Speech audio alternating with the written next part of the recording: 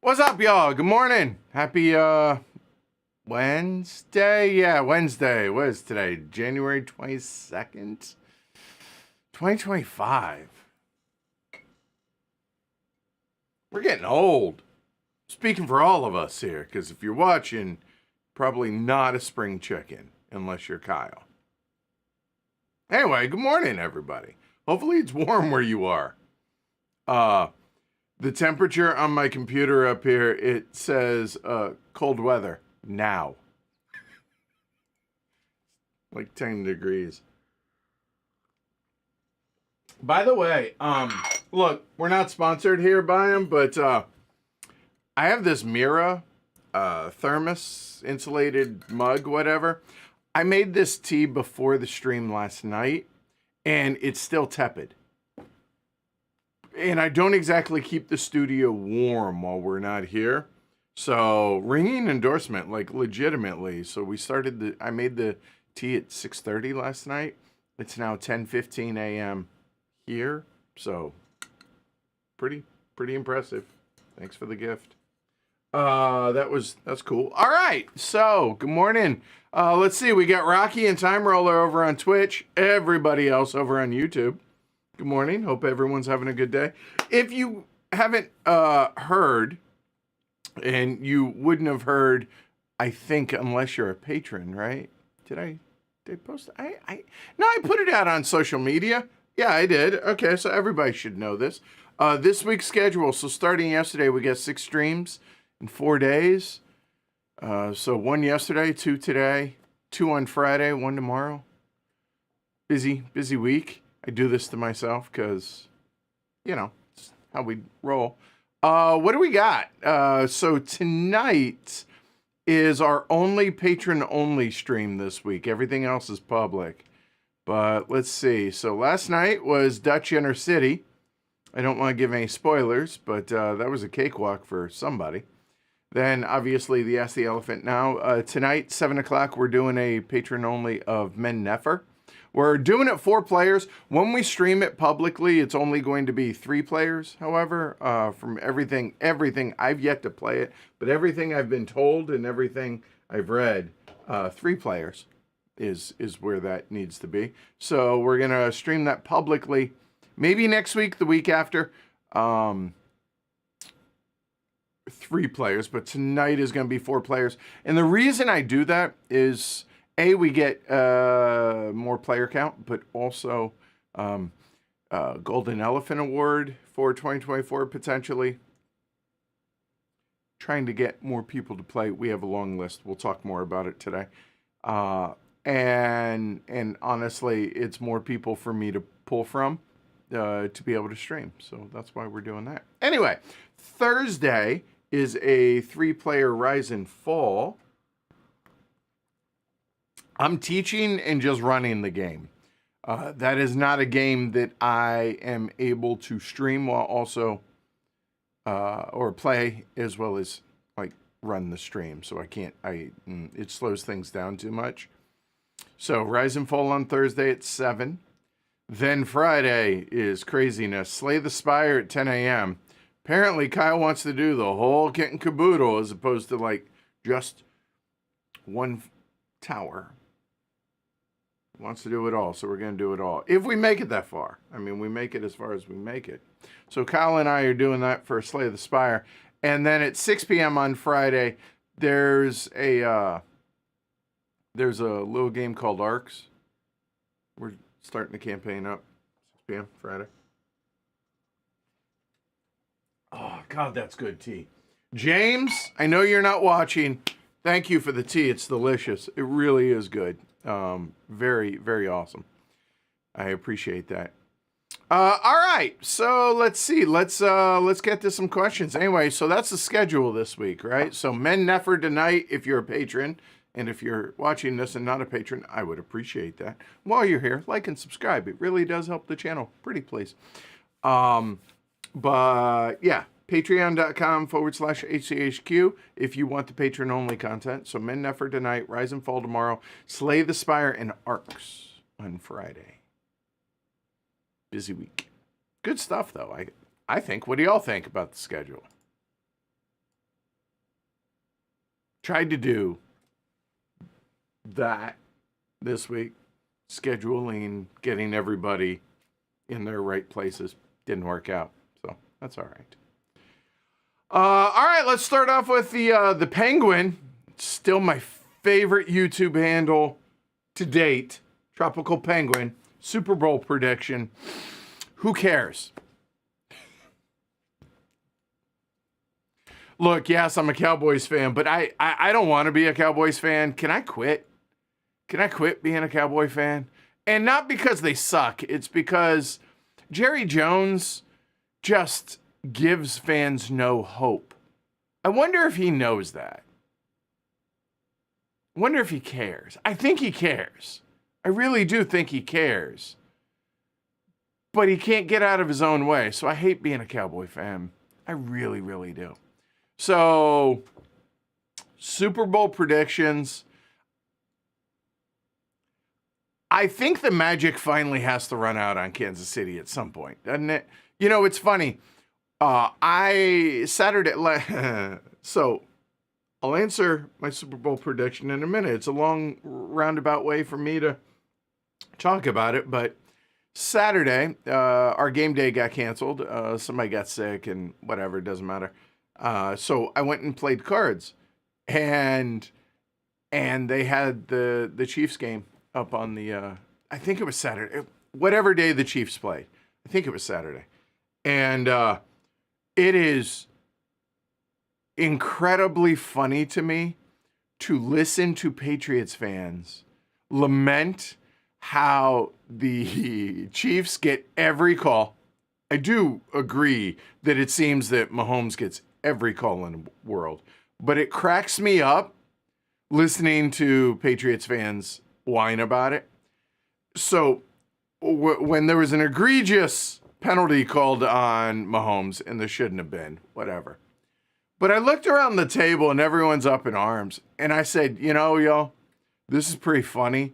Being a non-Patriot fan, this is how the rest of the world reacted to y'all during the dynasty. So this is how it feels. Just so you know, this is how it feels to be a fan of not the Patriots during that 20 years. And everyone was like, yeah, okay, that's fair. I got a pretty good chuckle, and obviously another one today. So I'm going Bills, Eagles, and pulling for the Bills. I feel like I can safely pull for the Bills and feel good about that. So go Buffalo. All right, let's see.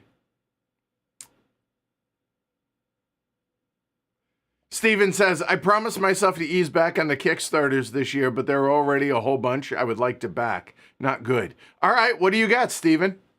Let's hear them. Come on, you can't drop that and not give people the rest of the info. I want a list. Everybody else, we're waiting with bated breath. You know what? The show will wait, Steven. Go ahead. No, not going to wait, but I do want to see the list. Wonder if we can get a top 10 2025 looking forward to games. Maybe a top 10 Age of Steam maps. So the Age of Steam maps is a little bit hard to do that because player count plays such a big part of that. I don't think, you want to know? I got an idea. I don't want to put any pressure on her. I don't want anybody to chime in or ask. But I'm gonna reach out. Now, I don't know how good Hero's English is. For those that don't know, Hero, I forget Hero's last name. She's part of Neon Comic Games, an Age of Steam designer, and I'm pretty sure she's the only human that's played every Age of Steam map in existence. I would love to do a top 10 with her or sit down and talk to her about that. And if not a top 10, maybe an interview, something like that. But I don't know if she'd be down for that. But I'll tell you what, if I can get Hero to do that, I will do a top 10 for Age of Steam maps or like a top 3 at each player count. I think that would be more interesting. Because, what's your, like, yeah, but yeah. So, let's see.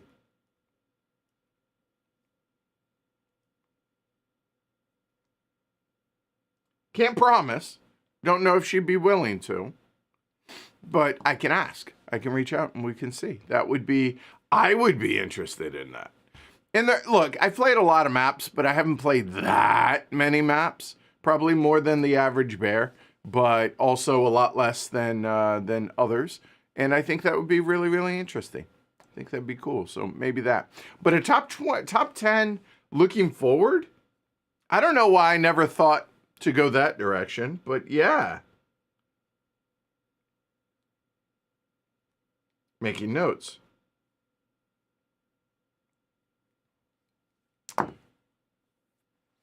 Good call, Tropical Penguin.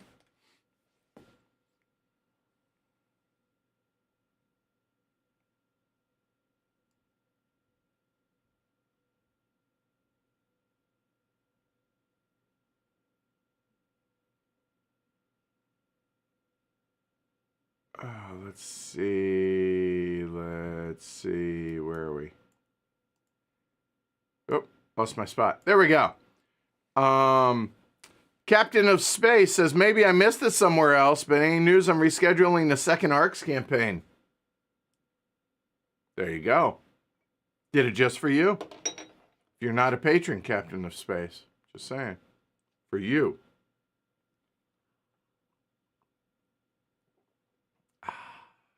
There's a Master of Orion game coming out. Interesting, like the old school video game implementation. That'd be interesting to see how it is. All right. It's midnight in Japan, H3 says, but good morning. All right, what's up? Is it konnichiwa? No, that's for early konbanwa. Japanese is a little rusty. Sorry. Oh, there you go. Rachel and Ryan nailed it, I think. So, let's just go ahead and talk about that. So, February is going to be some insanity on this end of the camera, and also for y'all. I think I can help save y'all some money a little bit. Whatever you're paying for Netflix, you could pause Netflix, and then you could give the money to Heavy Cardboard, because February we are doing a patron drive. What does that mean? Basically, I mean, there's probably a more eloquent way to put this, but it's us streaming every single day in February asking for more money to help support the channel. That's basically what it is. Yeah. So 28 days, there will probably be more than 28 streams. Every day. Come hell or high water, we're streaming something. So I'm looking forward to it. I'm nervous. For sure, I'm nervous about it. But I'm looking forward to it. Everybody here at HCHQ has been preparing for it as far as availability and know it's coming. And so everyone's being pretty amazing working with me on that. So, yeah, we got a lot of stuff. Now, they're not all going to be public streams, although, while I can't commit to it yet, that's my goal, is to try and stream something publicly every day. But some of them are going to have to be patron-only streams. And for those that don't know, what are patron-only streams? So it's basically streams that aren't ready for public consumption. Either we're learning a game, or we're testing something out, or something along those lines. And we used to just play them here at the studio and just play.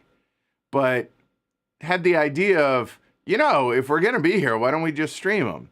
Yeah, well, they're very much less polished, and they're a lot more free with the presentation as well as the language, I guess you could say.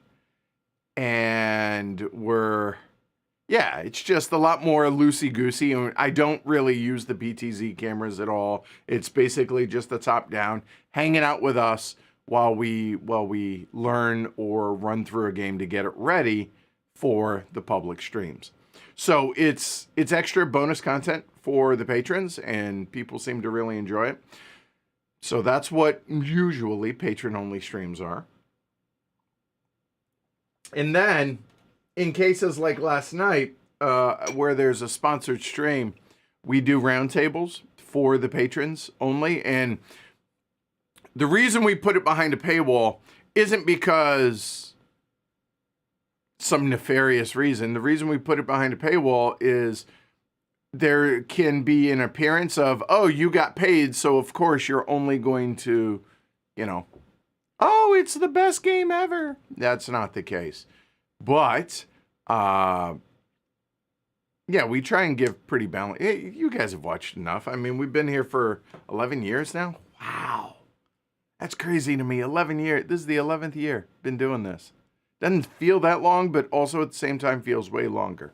But anyway, so the patrons get our roundtable discussions on most sponsored streams, not all. Last night we didn't do one because when we did the patron-only stream, we actually did the roundtable then. So it kind of makes sense to do it then. But anyway, so February, 28 days of streaming. Now, they're not all going to be games. They're going to be just some discussions and so on and so forth. But yeah, really looking forward to that. And hopefully, if you're not a patron, you will consider supporting the show then.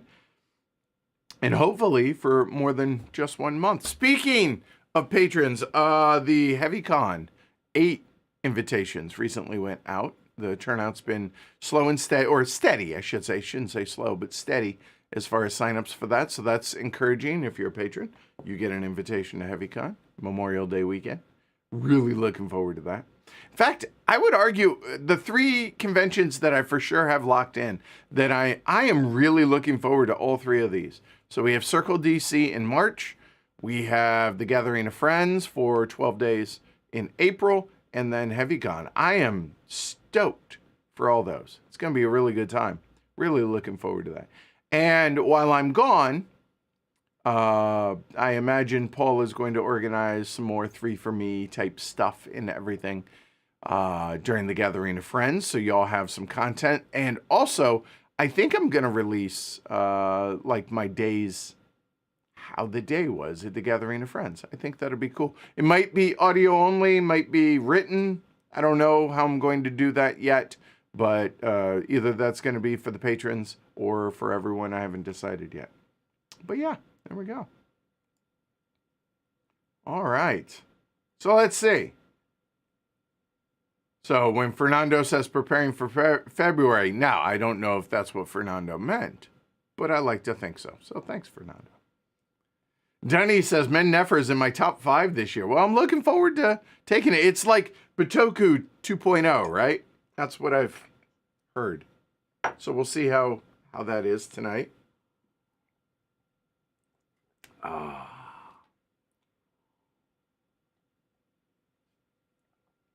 Am I planning on playing Mr. President again anytime soon? Seems fitting. We might could do that. It's possible.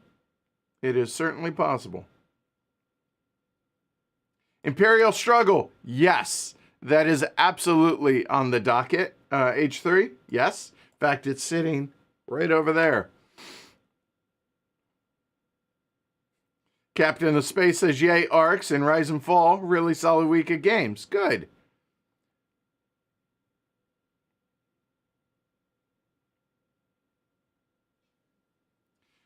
Mario says, wow, Slay the Spire 3 acts. I was thinking it was split. It was supposed to be. I was thinking it was too. I was told otherwise. I was like, yes, sir. So Kyle will want to do all 3. It's going to be quick in a sense that we're going to be moving along. The 3 acts is no joke. So that'll, but yeah, 10 a.m. on Friday. I'm looking forward to it though. And Rachel and Ryan says, I sold my copy of Slay the Spire after I played the app. It's one of the few times I feel the board game is pointless if you played the app too similar. The reason Kyle and I are doing Slay the Spire is he and I are the 2 that are really into the video game. And we have opinions. We will talk about that. Robert says, I'm keen to know if you have thoughts on Stressbotics Odyssey. Funny you mentioned that, Robert. Yours truly. A moment. I have a message on Instagram. Hold on.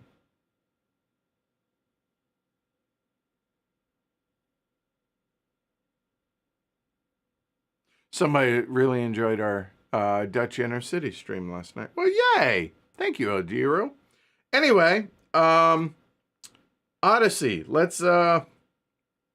I just got an email. See that? See.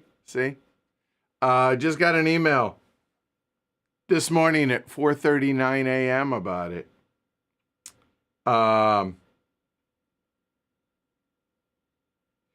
Apparently, they have requested that we slide the video till March, which is a bummer. I was hoping to get it done during the Patron drive. But as we estimate that both the base game and the expansion will be available in U.S. stores by then. So there we go. So it sounds like March. Now, also, they want it released before we do our stream, as opposed to the other way around, because they're worried that that's going to just upset people and frustrate. Like, oh, look, here's Odyssey. It's coming, but you don't have it yet. And that's fair. I could see the merits of either direction. But Two Tomatoes has reached out and wants us to do the Odyssey. So yay, that's awesome.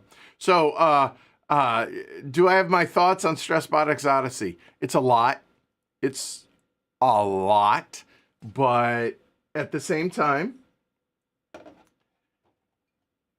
I highly recommend playing the base game a few times and then adding on Odyssey, because everything in Odyssey just builds on the base game of Stressbotics. And having that stuff down cold, I think, is going to be a really huge help for folks. And it's going to make the expansion flow much smoother. It's probably overwhelming and crazy to add on the expansion too early. That's a legitimate, I feel strongly in this. Stressbotics Odyssey is probably the heaviest Euro, biggest Euro, craziest Euro I've ever played. So, yeah. I do like it a lot. I can't wait to play it more. Now, I say Stressbotics Odyssey that we're not going to stream it publicly, it sounds like, till March, but it doesn't mean we can't do a Patron only during February, and we're going to have to do at least one, maybe two, to prep for the stream. So that's happening. Speaking of upcoming streams, one more email I got last night, I think it was. Let me look a moment. This one, I think a lot of y'all are interested in Stressbotics Odyssey. Yeah, it came in last night. So this is good timing on all this. Towards the end of the Patron drive, it sounds like we're doing Molly House. We're working with Drew and Cole, and Molly House will be here tomorrow.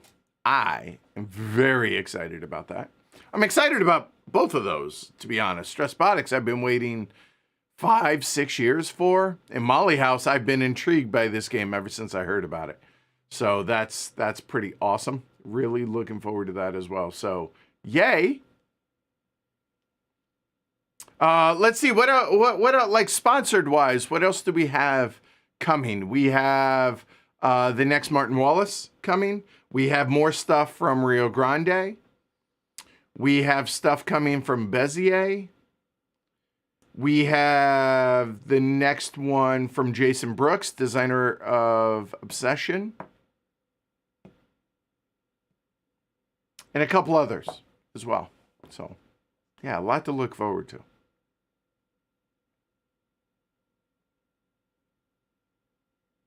John, the Eagles will embrace. No, never gonna happen. Oh, happy belated birthday, Franny. 57 degrees and it's cold. Stop you. Gah. If you were going to rate the different ways to cook eggs, what would be your top 3 top ways to cook eggs? Man, depends on my mood, right?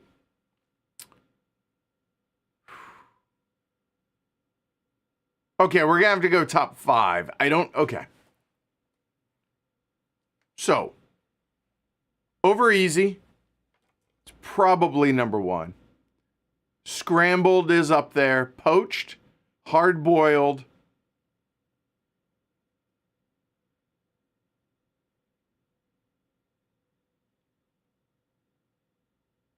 Over easy, scrambled, poached, hard-boiled. Maybe soft-boiled.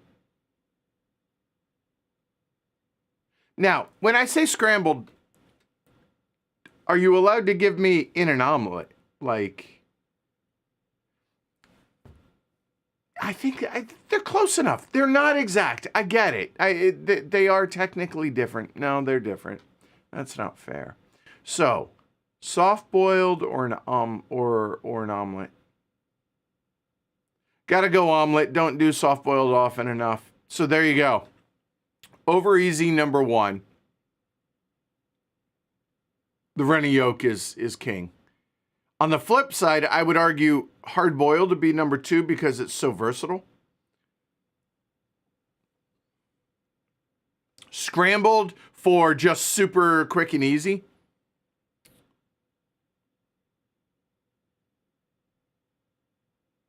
Poached number 4, omelet number 5. There you go. Done.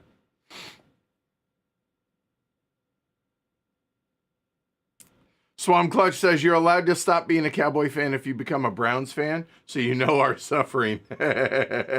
Become a Bucks fan, we got cannons, and more importantly, Bucky Irving.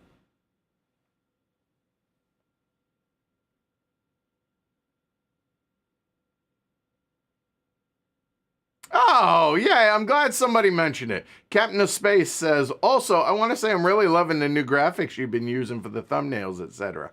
Rob's killed it. I am a huge fan. It's like Christmas. Every time, because he and I give him the schedule, he gives me graphics, and it's like Christmas every time I open up a folder to look at, ooh, what's it going to look like? I am so excited every time I open it. I don't know how the rest of y'all feel. We've been having a lively discussion in the patron-only Slack about the graphics with Rob, and people have been giving their feedback, which like positive and as well as critical in a positive way, because we're all pulling on the same end of the rope, and everybody wants it to convey well. And the thing I love about the graphics is how different they are and how much they stand out. Everybody has the look on their face. Did I look nope, it's this way, sorry. They have some look on their face and they have somebody's face plastered on it, which, look, I get it. We're humans, so we're attracted to the human face. I get that. But I love that we stand out and it's different. And the argument for the information, maybe it's a little bit harder to read than your typical bear. And I'm really okay with that, because more often than not, when you go searching for a video, you're going to search for, I use Panamax as the example. So you type in Panamax how to play, and a bunch of people's faces, boxes. Oh, what's that? And that's kind of what we're going for. Obviously poster style, kind of think New York City, you know, you got the posters plastered everywhere. I think he's done just a stupidly good job with the graphics. I'm glad to hear they're resonating with some of y'all. So appreciate the feedback, Captain of Space. Even if you didn't like it, I appreciate the feedback as long as it's respectful. That's fine. And Franny does too, so yay. Cheese omelet smothered in hot sauce, huh? See, now we're just going to make me hungry. I haven't eaten yet today, and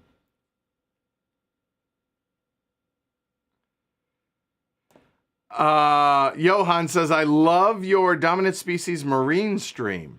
Any plans to make a new one? we need to get a copy. But yeah, maybe that could happen. I'm glad you enjoyed that one stream. That's good. Thank you.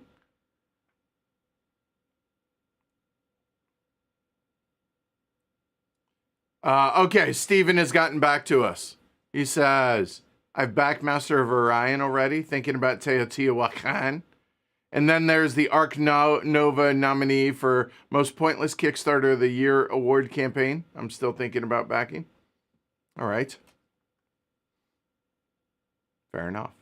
That's not that many, though. To be clear, that's 3. Give me 20. Okay, that's a lot. That's fair.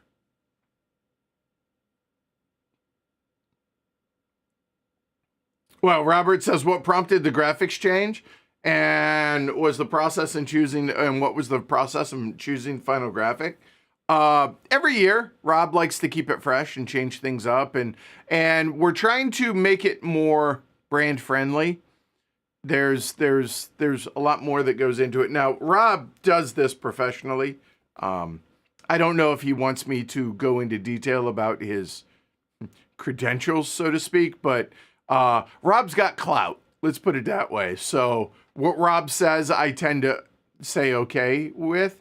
But he also, just like any art director, graphics design guy, takes feedback and like, I like this, I don't like this. What about this? Even though obviously this guy, not a graphics dude. It's awesome. Like Derek is also, this is what he does for a living, is he does design work as well. And so graphic design. And so having both of them, as well as there are others in the herd, to give the feedback is really, really, it's been awesome. It's the critical, helpful feedback has been really, really great. But yeah, we're trying to go with more of a brand shift. I have always, I mean, Ian O'Toole is super popular for a reason because it's clean. It conveys information. He does such an amazing job of conveying information while also making things look very pretty. And his and my aesthetic is very similar. That it's very clean, modern, I think might be a good way to put it. And so this, I was so Rob gave me like basically 6 options, ideas that he'd been messing with, and then had me narrow it down and then was gonna dial in on one. And while I did ask a handful of folks to give their opinion on it, ultimately it was my decision. I'm happy with the one we went with. It's evolving. It will continue to evolve. And I love the way it looks. I love it so much. It's probably my favorite graphical implementation or change in the history of the channel. I didn't feel that way when I first saw it. It's grown on me. So I think that's an even better sign that it wasn't just oh my God, look at that from the beginning. This still feels super fresh and original and exciting to me. So I'm really excited about it.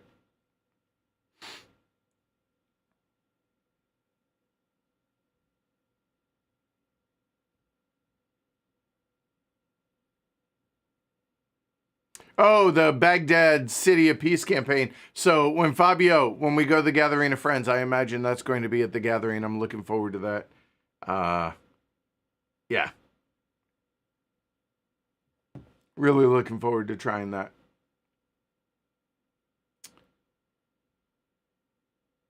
Okay. Thank you, Captain of Space. Appreciate the patronage. Playing games in February. There's going to be obviously more arcs. There's going to be John Company. There's going to be Oath. There's going to be, let's see. Well, that is probably sliding to February now. Border Reavers, Stressbotics Odyssey, Hannibal and Hamilcar.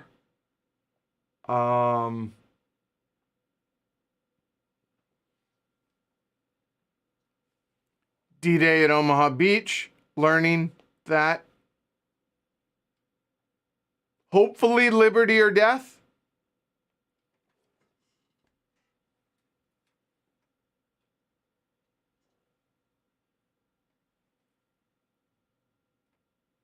And probably some Age of Steam.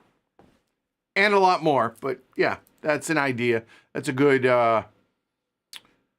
good ballpark feel for that. What I want to see is, give me 1 second. I got to fix something. There we go. Not fix, but mark something. Somebody send me a timestamp of that over in Slack, will you? Of what ballpark? Doesn't have to be exact. Where I list that stuff so I make sure I don't forget any of those. No, really, I'm being dead serious.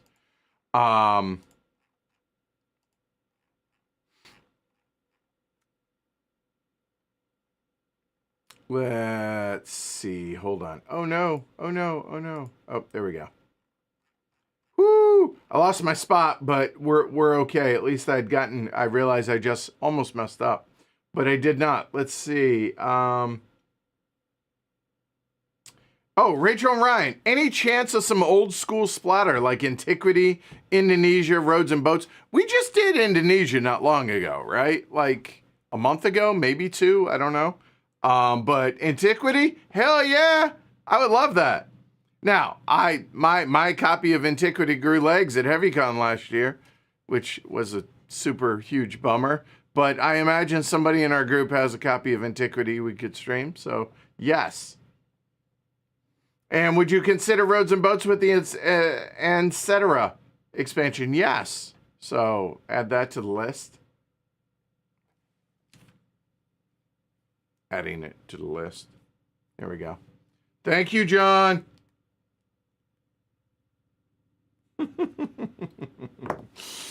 All right.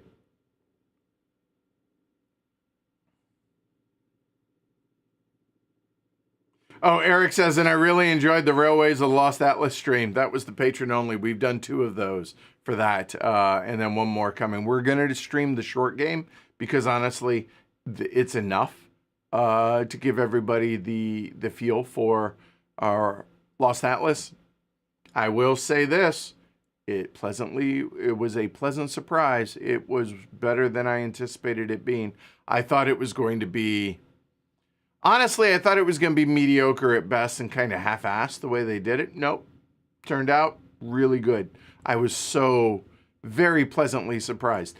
Not as much as the gang, but the gang, like, it had to overcome so many biases.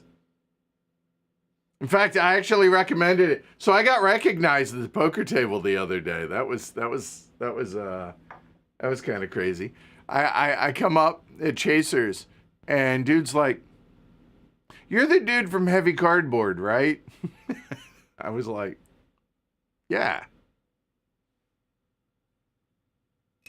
Turned him on to the gang, and he was like, "Oh, I'm so getting a copy." He ordered it while we were at the poker table, and then I stacked him at the end. To be fair, he tried to run a big bluff. Didn't work. But he took it well. I was kind. He said, "Hey, thanks. Enjoy the show. Keep up the hard work. See you next time." So, like, he took it well.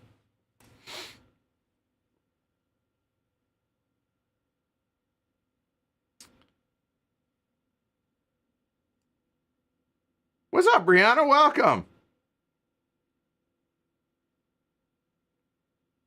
6th Realm, Speakeasy, Sweetlands, Gary says. I'd definitely be interested in your upcoming games list. Yeah, okay, that's a fair point. Yeah, I'll definitely take a look at that. I mean, obviously I'm looking forward to more than 10 games, but sure, I can do a hierarchy of it.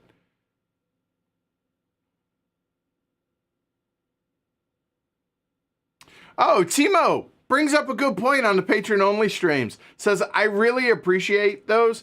While you're learning the game, I know where I need to take caution and heads up learning and teaching the game myself. That's actually a little bonus thing, because normally, when I'm teaching the game on stream, normally it goes pretty smooth, I think. top of the bill of my cap keeps hitting the collar of my shirt. Anyway, God, I need a haircut, don't I? Look at that. Woo, long-haired hippie over here. Yeah, hopefully it's pretty smooth and not too many rough edges. But during the learning, it's not ugly, or it's not pretty. I mean, but I think that's a really good point of tricky things. Like if you've watched the Patron-only streams of Stressbotics, you know exactly what I'm talking about with that, to where it's both really rough, but also you see us find the holes in the rules and struggle with that, for better or for worse, right? Oh, we're a fair bit away from a sellout on HeavyCon so far, Gary, but I'm hoping we'll get there. Swam Clutch says, I'm excited for my first HeavyCon this year. I'm excited for you to be coming. Cool.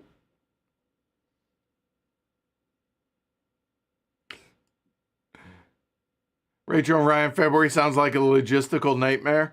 Yeah, it's the planning aspect is rough. Hope you've played lots of roads and boats. Seriously.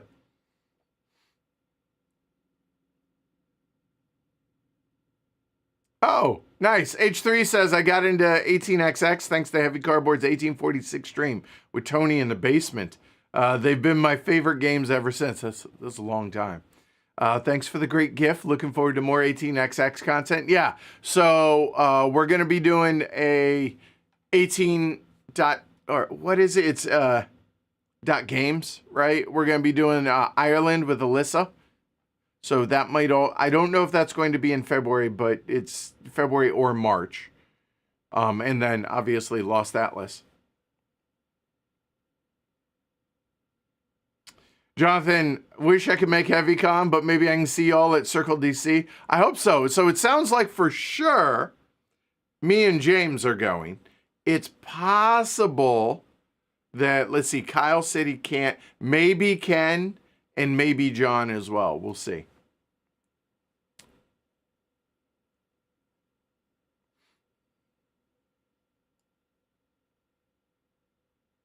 Thank you, Fernando.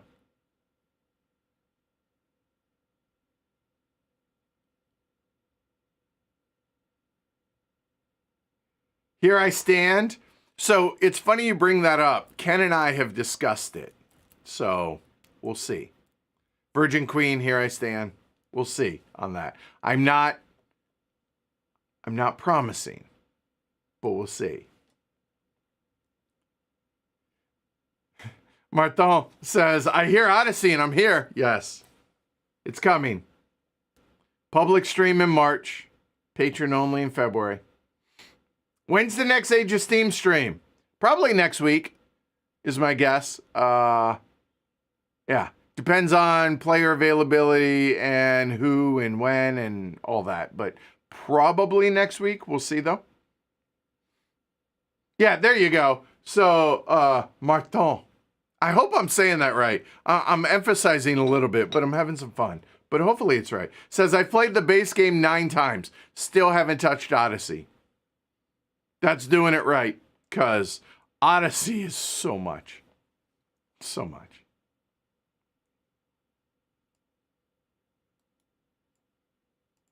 Oops. Oh no. Go away. What the hell was that?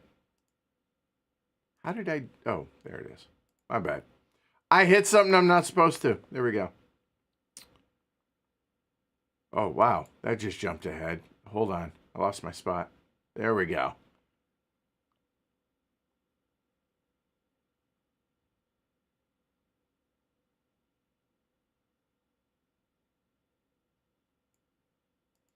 No, it sounds like a lot of y'all are excited about Molly House. Me too. So, yeah, for sure. I like my eggs like I like my detective fiction, deviled. I mean, isn't that hard-boiled? See, that's the thing, because you don't cook them deviled. Right, Goose? I mean, you cook them hard-boiled, scoop it out, and then make the deviled eggs. That's egg salad. Like, look, I'm telling you, yeah, so that's why I went hard-boiled number 2. There you go. See? All right. What new Martin Wallace? Air Turna? Casus Belli? Nailed it.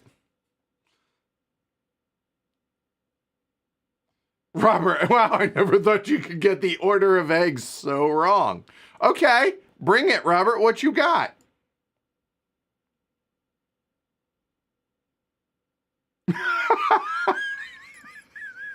Where was this, Brianna?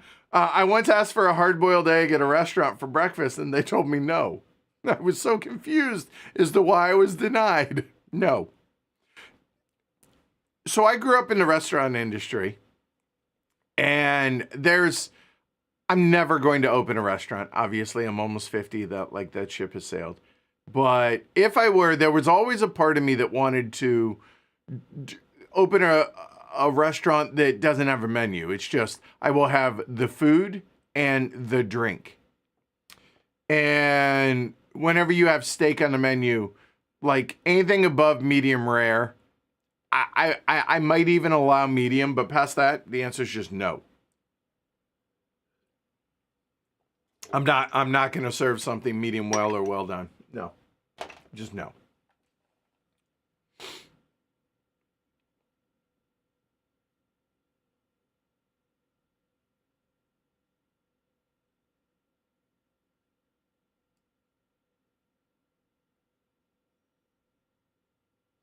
Oh, Vazia asks, what was on the whiteboard held by those two magnets? Brides and bribes. I don't know where she went. She fell. I haven't been able to find her. And now off the top of my head, I can't think of her name. Oh, God, I feel ashamed. But if you go back and watch the Brides and Bribes stream, you'll understand. Oh, John has Dominant Species Marine. Okay, good to know.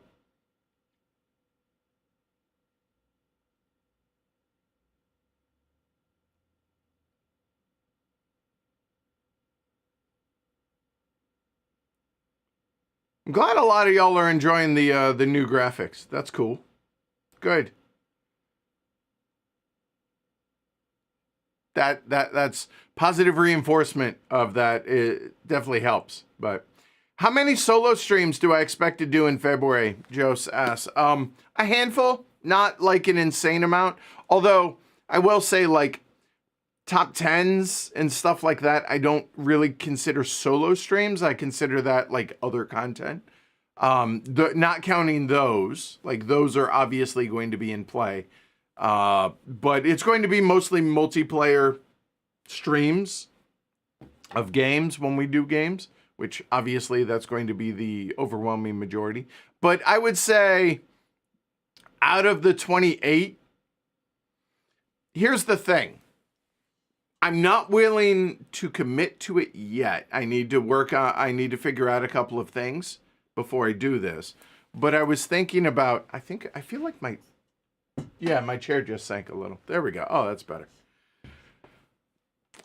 I want to do a public stream every day in February, but I don't know if that's practical.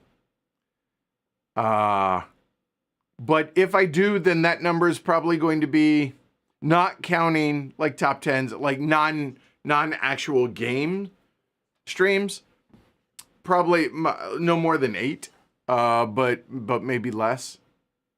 But if I'm doing 28 public streams of those, one of those, like we do a patron only in the evening, and maybe I do a solo during the day, something like that. So we'll see.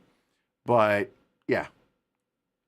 So the solos would mostly be on days where there's going to be a patron only stream. That way I'm putting something out publicly. But I'm not going to put it out just to put it out. Like if it's not useful or helpful, and content that y'all would enjoy, I'm not going to make it just, I did one publicly every day, that type thing. So still toying around with that, and I still have a little bit of time. We have, 9 days, so we're good.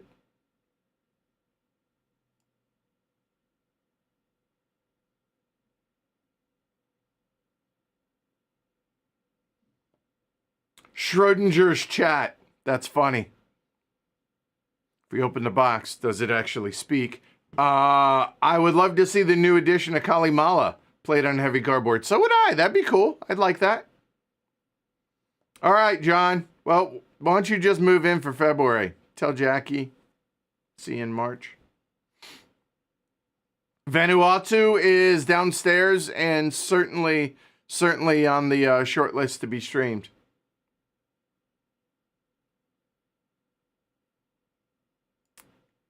Different John, so there's that. Asgard still needs a really sweet how to play. That is a fair point. It does. You are right. Lee says, next Saturday I'm going to teach you Gemini. Wish me luck. Godspeed.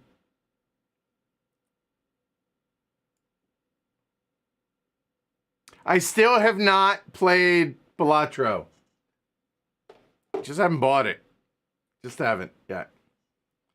Oh, I love Tishu. Would I live stream it? Huh. Yeah, but I would have to have people that... Okay, so I'm thinking me and Jeff. Dan doesn't like to stream unless I'm Steph, and I'm pretty sure I'm not Steph. So I know there's me and Jeff being able to stream. Shrey likes Trick Takers, doesn't really like climbing games, so not Shrey. Maybe Ken. And let's face it, the mix of John, Kyle, and James, I can convince them to play anything. Like, they're like, yeah, games, I'm in. Let's do it. But I would like somebody with a little bit of it. Maybe we don't want somebody with a little bit of experience. Jeff, whoever Jeff and his partner will crush, but yeah, I think we do a Tishu night. I like that idea. Who said that? Who gets credit for that one? Yao, or I can never. It's the Portuguese J-O-A-O, and Pedro. There you go. Good call. Tishu's happening during the Patron drive. Speakeasy good for 2 players. Thomas asks. Speakeasy is good at this player count. Like, legitimately. And look, yes, it was sponsored. We did a ton of content for it. But you know what? They're not paying me for this. Yeah, Speakeasy is definitely one of Vital Lacerda's very best designs to date. And it's good at the entire player count. That is awesome. I'm glad it turned out as good as it did. I'm relieved, but also just pleased, just happy. So yeah, it's really good. And others like John, I know will chime in on that too, because he's played it solo with me as well as 2 players.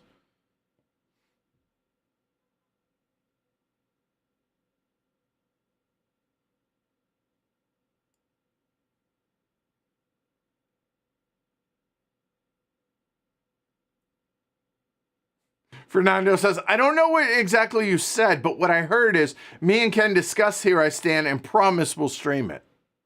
I see you, Fernando. Rocky, sorry. Yes, the Twitch streams or the Twitch comments are, I apologize. I need to move over and stop looking into YouTube one, look at both. Sorry. Here's a question. Why must the rest of the NFL poach my Lions coaching staff? It's the nature of the beast. You finally got nice things, and now you don't have nice things. I'm really sorry. Ben Johnson, he was never going to go to the Cowboys, and I'm happy for him, but that was inevitable. You know that, Rocky. You know that was inevitable.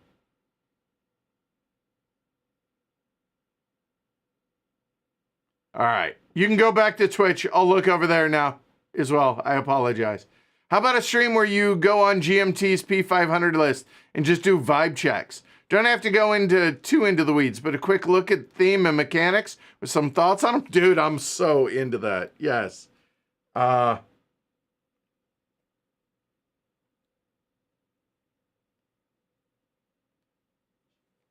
See, if we weren't doing it in February, if we were doing it in like July, we could do like a Gen Con, like perusal, like other channels do. But no, I like that idea. Rocky, good call.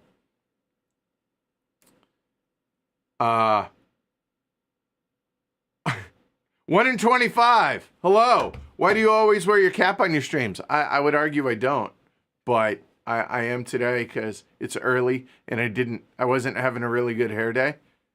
And so this, because ain't nobody want to see that. And full disclosure, didn't take a shower this morning over here. Why? Pipes are frozen. So I couldn't freshen the dew.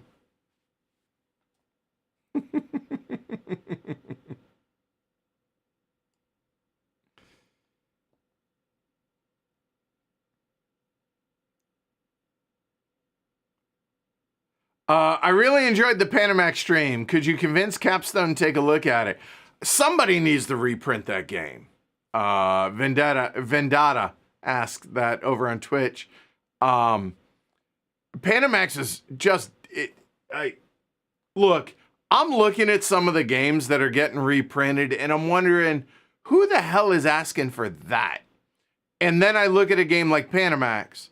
That's a game that I think is pretty great. Needs a little bit of tweaking with the in-game goals there, the in-game scoring cards, but financial advisors, I think they're called, and maybe just a fresh coat of paint, and it's ready to rock and roll. That feels like low-hanging fruit, and I imagine that Nuno and Paulo, the rights have reverted back to them at this point. I don't see why somebody can't. I mean, I'll mention it to Clay, but Clay does as Clay does, so yeah.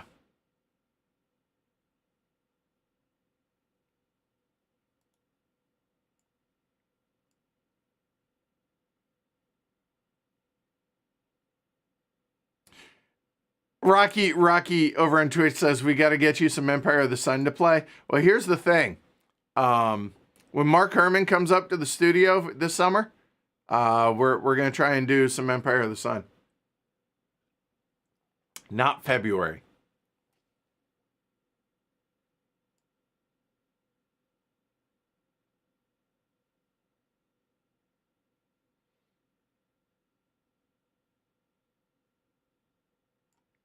All right.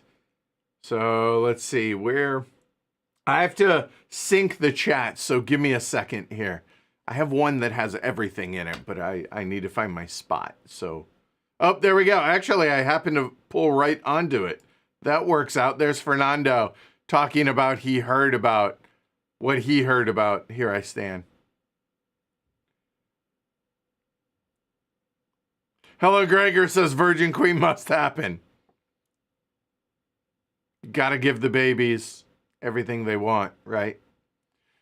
Those that know. Hey, what's up, Alyssa?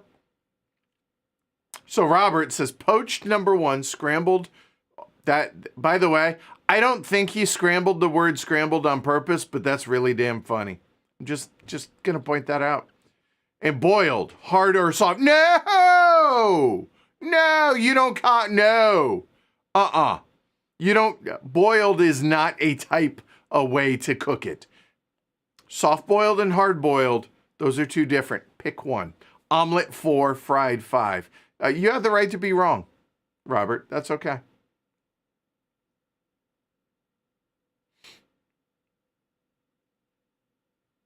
Yeah, so people talking about Molly House and like, oh my God, yay. Just a lot of Cole games.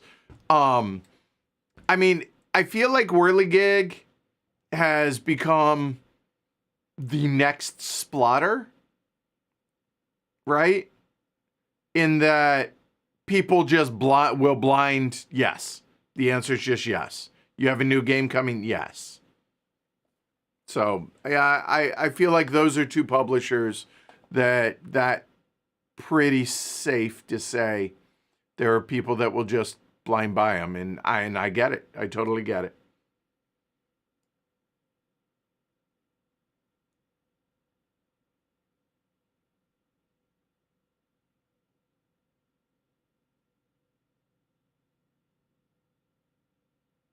Ricky's All Day Grill. Thanks for throwing them under the bus when that they said no on the hard boiled egg. That cracks me up. See what I did there? Cracks me.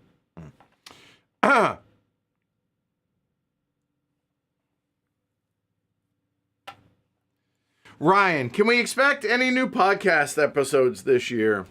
You know, it's funny that actually that's been gnawing at me, and I'm debating whether or not to do it. It says, I can't always watch the streams, especially those during the day, but would love a podcast to listen to at work.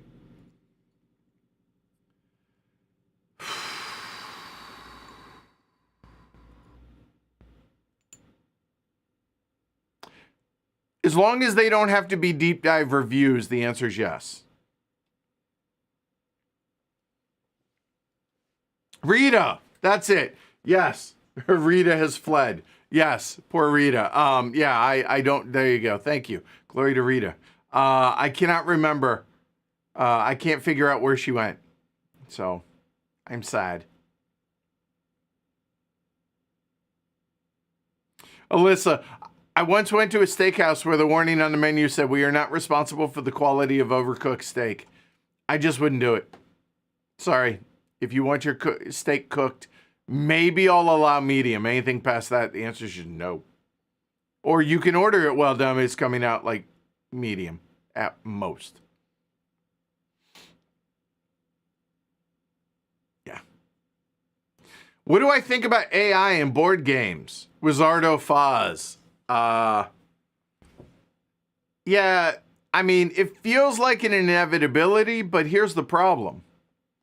Like, the amazing work that these artists and graphic designers do, losing that creativity and originality is going to be a problem. It's a future us problem, but it's a problem. So, yeah, I think if you want to use it for prototype and everything but the polished, the final version, do what you need to do. But I do think that, I mean, board game prices are already going through the roof, but I think there's absolutely still a place for the artist and graphic designer. And without it, I think the things become way too homogenous, and that's a problem. So, yeah, I'm not on board with AI and finished products. So pay your people.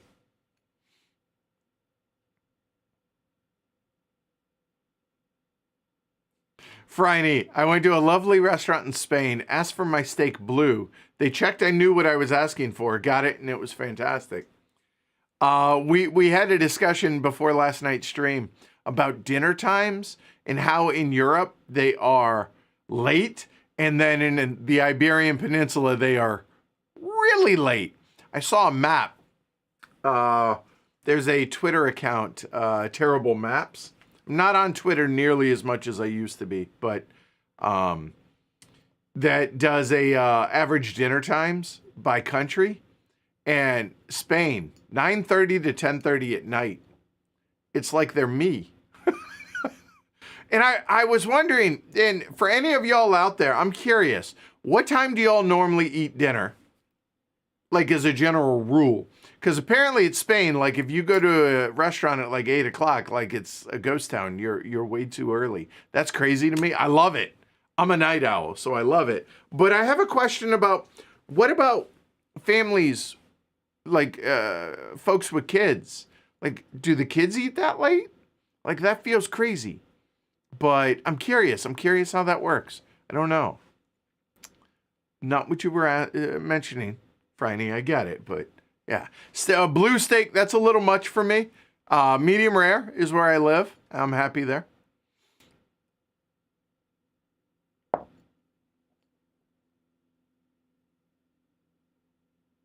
Wait, Tissue is releasing in Brazil. Like, you mean like a new...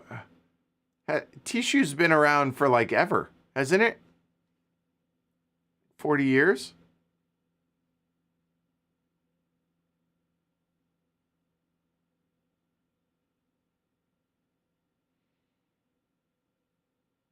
Yeah, Rocky, it's just nature of the beast. He says, I know, I'm just, yelling into the void and whining and stomping his feet. I get it. Like, I'm surprised Oregon didn't have any of their coordinators poached. I think we lost like a data analyst. That's it. But not losing our receivers or running backs coaches, that's a huge win. It's inevitable that it's happening soon, but yeah, it's just frustrating when it happens because you're like, we're great. Let's keep being great, please. Yeah, I get that. Have I heard anything about Mr. President's second edition? No, I haven't heard from GMT since Christ was a corporal. So no, nothing on that, unfortunately. Gary, I think this was a question. Feld games, Bora Bora, Civolution, or Marrakesh? Like, what would I choose? Bora Bora is not in that conversation. So Civolution or Marrakesh, depends on my mood. Like them both a lot.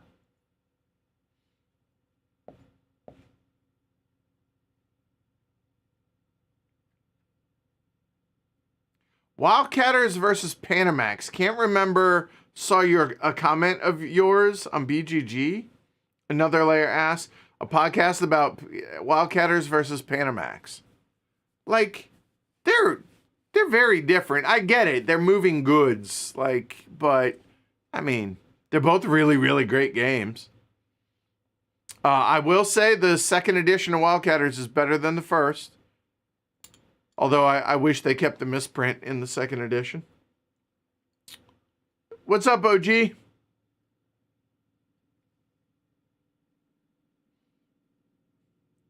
Too soon, Franny.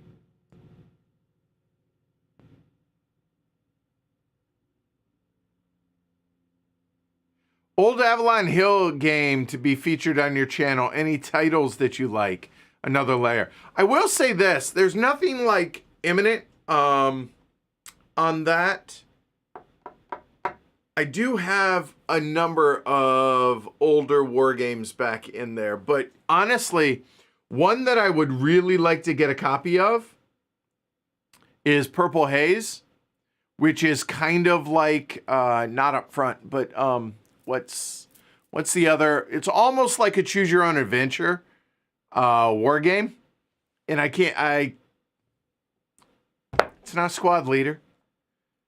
I can't think of the name of it off the top of my head, but Purple Haze, I really want to give that a go, and I'd love to stream that as a solo or a tag team solo.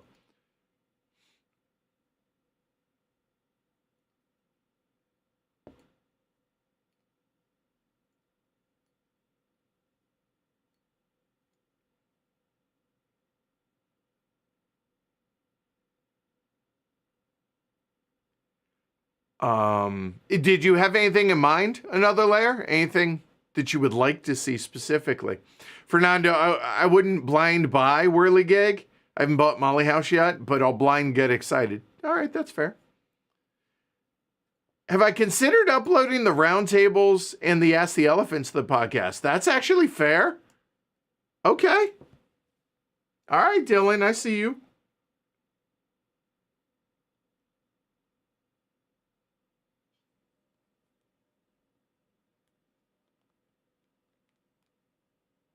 There you go. Note made. Shrey, good morning. Good morning, sir. I haven't played any of these large player count CDG games. But would Tanto Manta be easier to stream since it's 4 instead of 6?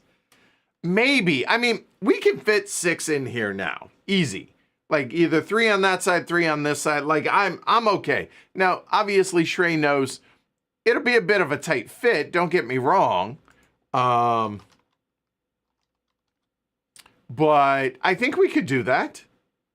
I don't think it would be that bad. That's not the problem. It's having somebody be able to, like, I'm not well versed enough in Here I Stand to really be able to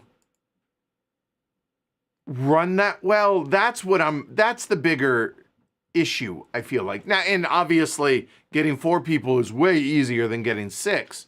to get schedules to line up, because you're talking a 6-hour game and we're going to have to play it at least twice before we stream it publicly. So, I mean, from that standpoint, it's clearly easier. But Here I Stand is Here I Stand. Everyone's heard of that. Whereas Tanto Manta, not so much. Like, I had to Google what the subject matter was on that one, right? So I had to bring that up.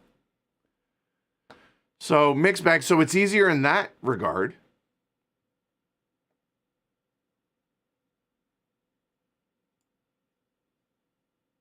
Medium rare with horseradish. Yes, OG. See, you and I get along. I get it.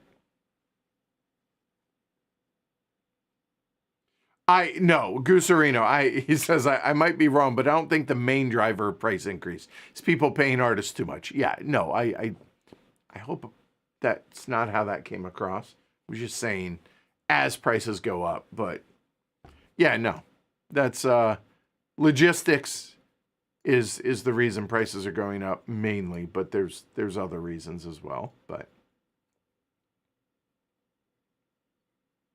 The hotter the country, the later the dinner.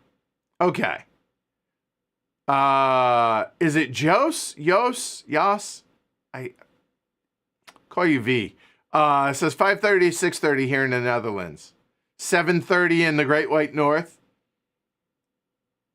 Cove says dinner time here in Spain is kind of bonkers, not great on the body. So am I right? It's like 9:30 to 10:30, which that's insane. That's so crazy. I mean, oh, hello. We have no, he just laid down. Lincoln has come and graced us with his presence. Hi, buddy. Hi. I have a weird eating schedule because I'm usually here getting ready for a stream as early as 4 o'clock for a 7 o'clock stream, sometimes 5 o'clock. And so I'm not eating before stream. I eat after. And that's not great because sometimes that can be really, really late. But that's the exception, right? I would say most people eat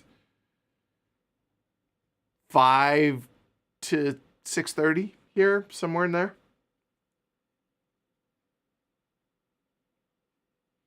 Rocky says we normally eat about 8 o'clock. All right.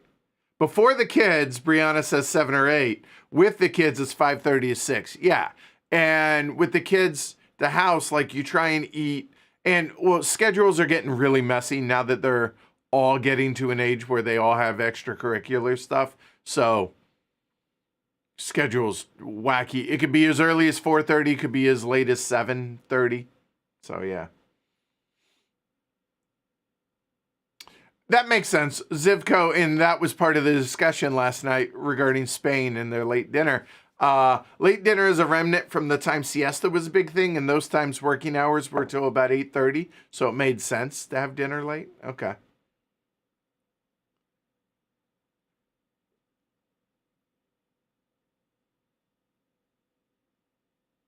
John says, I lived in Spain for a couple years teaching English. There were kids running around at restaurants at 10:30 at night on a school night. That's crazy. That's crazy. When am I going disc golfing to a Shrey? When it's not Eanes outside. I'm going to go ahead and cut it off and say it must be above freezing before I go disc golfing. But other than that, Shrey, I'm down. I'm in.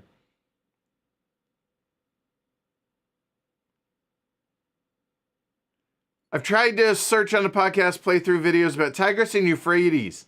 I don't think... No, it's not that we didn't like it, another layer. Tigris and Euphrates it feels like a lifestyle game. It is so tricky, and there are some really... There's some inherent cleverness that is required that is not obvious, and it requires a lot of repeated plays to be competent at that, I feel like. So that is kind of where I hesitated to stream it, but we could certainly do it. I think we could now.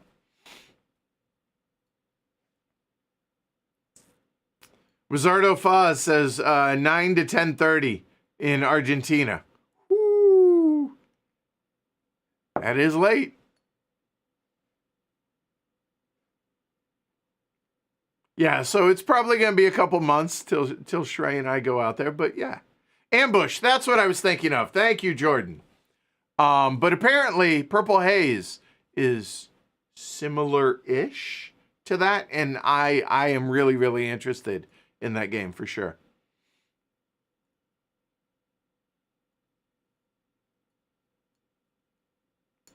I Napoleon is also on the list. I would love to.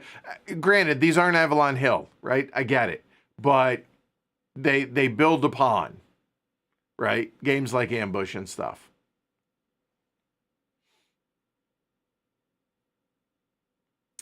That's like asking for your favorite baby, or favorite kid. Fernando, since we're comparing Splatter and Whirligig, favorite Splatter and favorite Whirligig Cole game.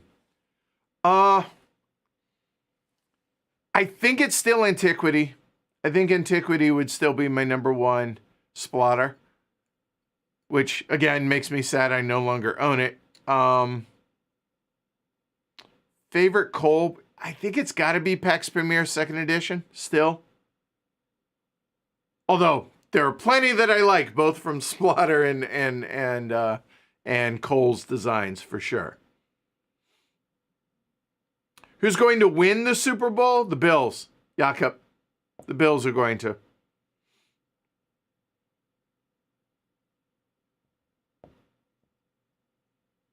Yeah, OG, Oregon, Washington.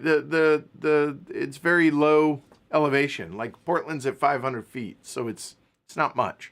So yeah, not a lot of snow, but it does get a bit chilly up there. We have not played Salt Fjord, Dunny. Since I know Shrey and John for sure are here, the local group. Have either of y'all played it as well? Have anyone else, for that matter? Have any of y'all played Salt Fjord? Hey, bud. Hi. You know what?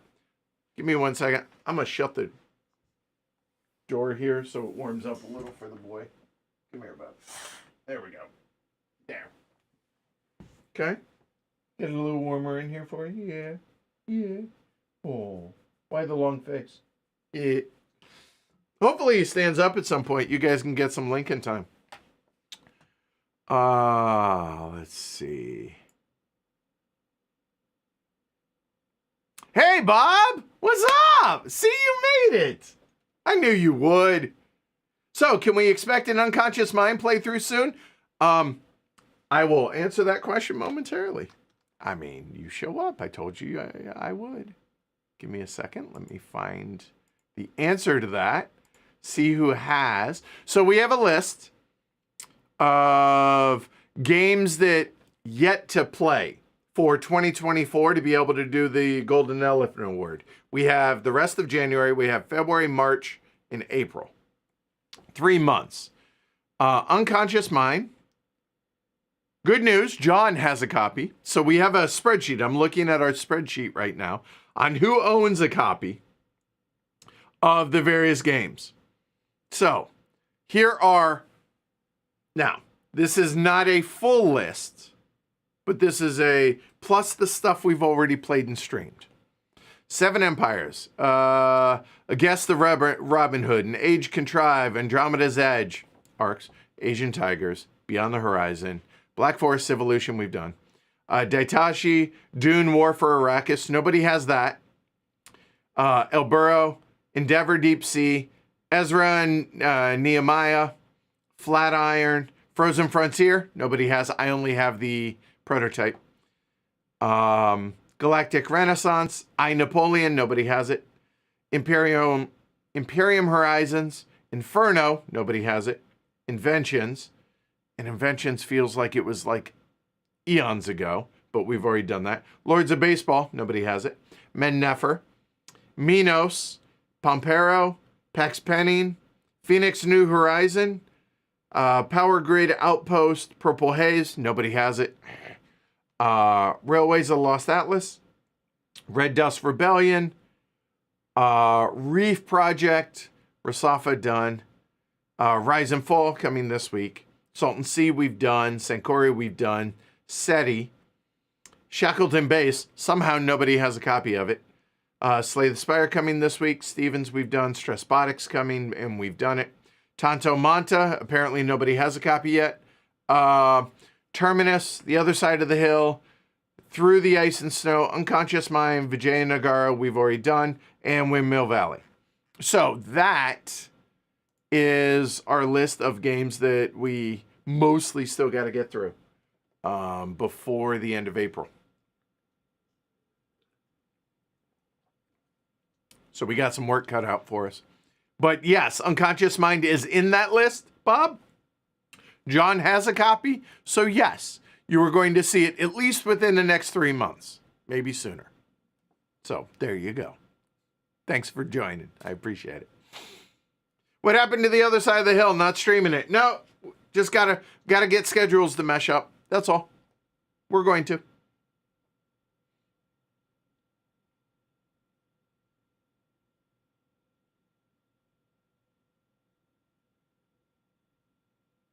Yeah, Martel says, I Napoleon's more of a narrative experience than a game. Yeah, it's like a choose your own adventure kind of, right?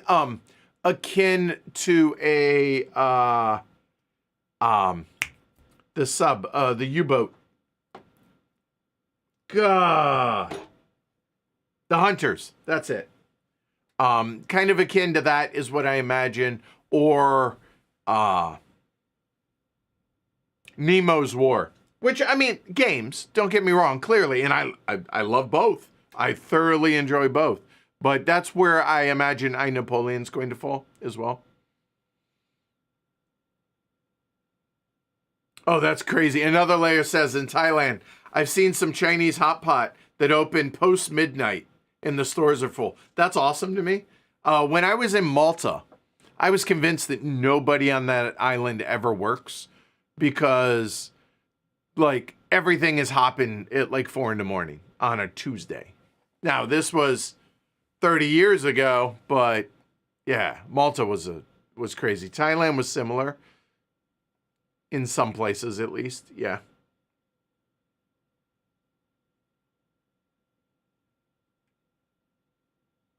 Fernando, damn you. Choosing the one splatter I haven't played.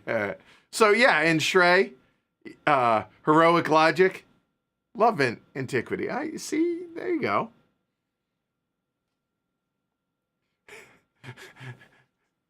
V says, I love Antiquity, but you do need great lighting for that game. Good news. Good news. Oh, by the way. So, minor changes coming to the studio next week. There's going to be an extra light added to see if that helps anything. Also, I'm thinking about swapping the 2 PTZ cameras because physical size-wise, the new PTZ that we have for the main camera is significantly larger than the OG one. And the OG one, because it's smaller, can zoom out further back because it's shorter, so it sits higher. And I think that's going to help us for streaming, so that's coming next week. Is that gonna matter to y'all? Not really. I just figure I'd let y'all know. Shrey, yes, I played Salt Fjord. Well, there's your answer, I guess. Have played it. That was the review. Okay. Fair enough. Thank you for that succinct review and your thoughts, Shrey. Man, a few words. But honestly, if that's how you feel, you don't need more words than that. I get that.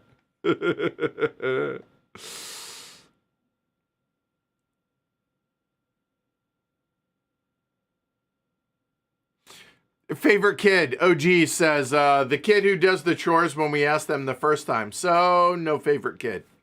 Yeah, I get that. Or the one that's not going through the phase of persistently striking me in the genitals. Gooserino, I feel that.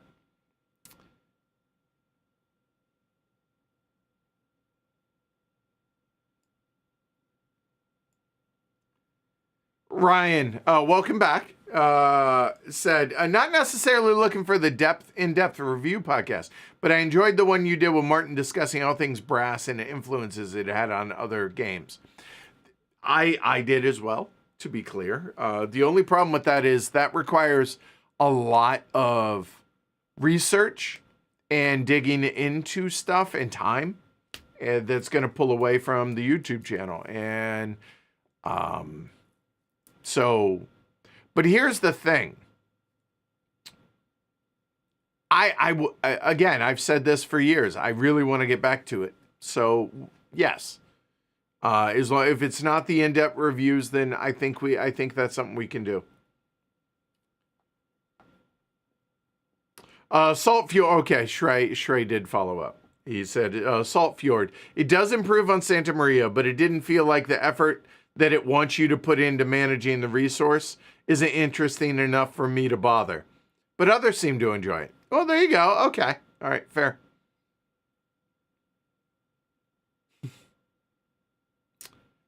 Prime Minister is not on that list, Fernando.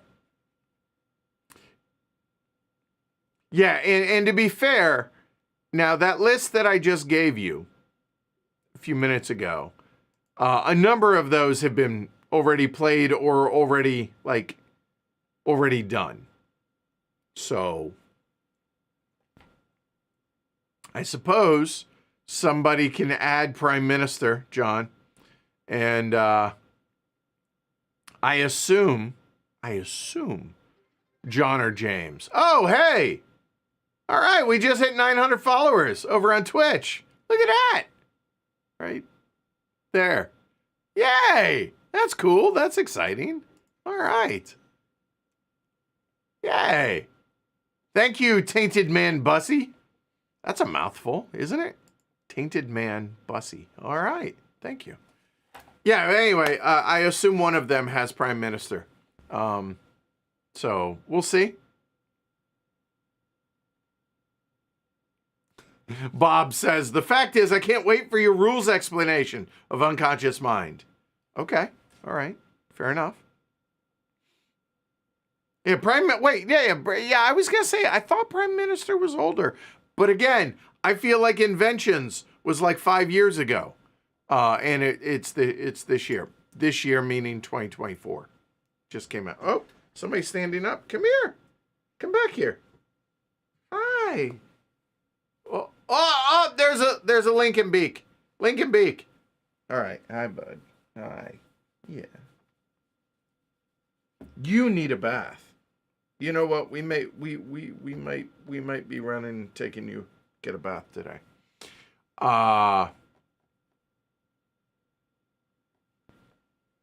Hey, Jody. What's up? Wow. How are you? I hope you are doing well. How's the little one doing? I have missed you, my friend.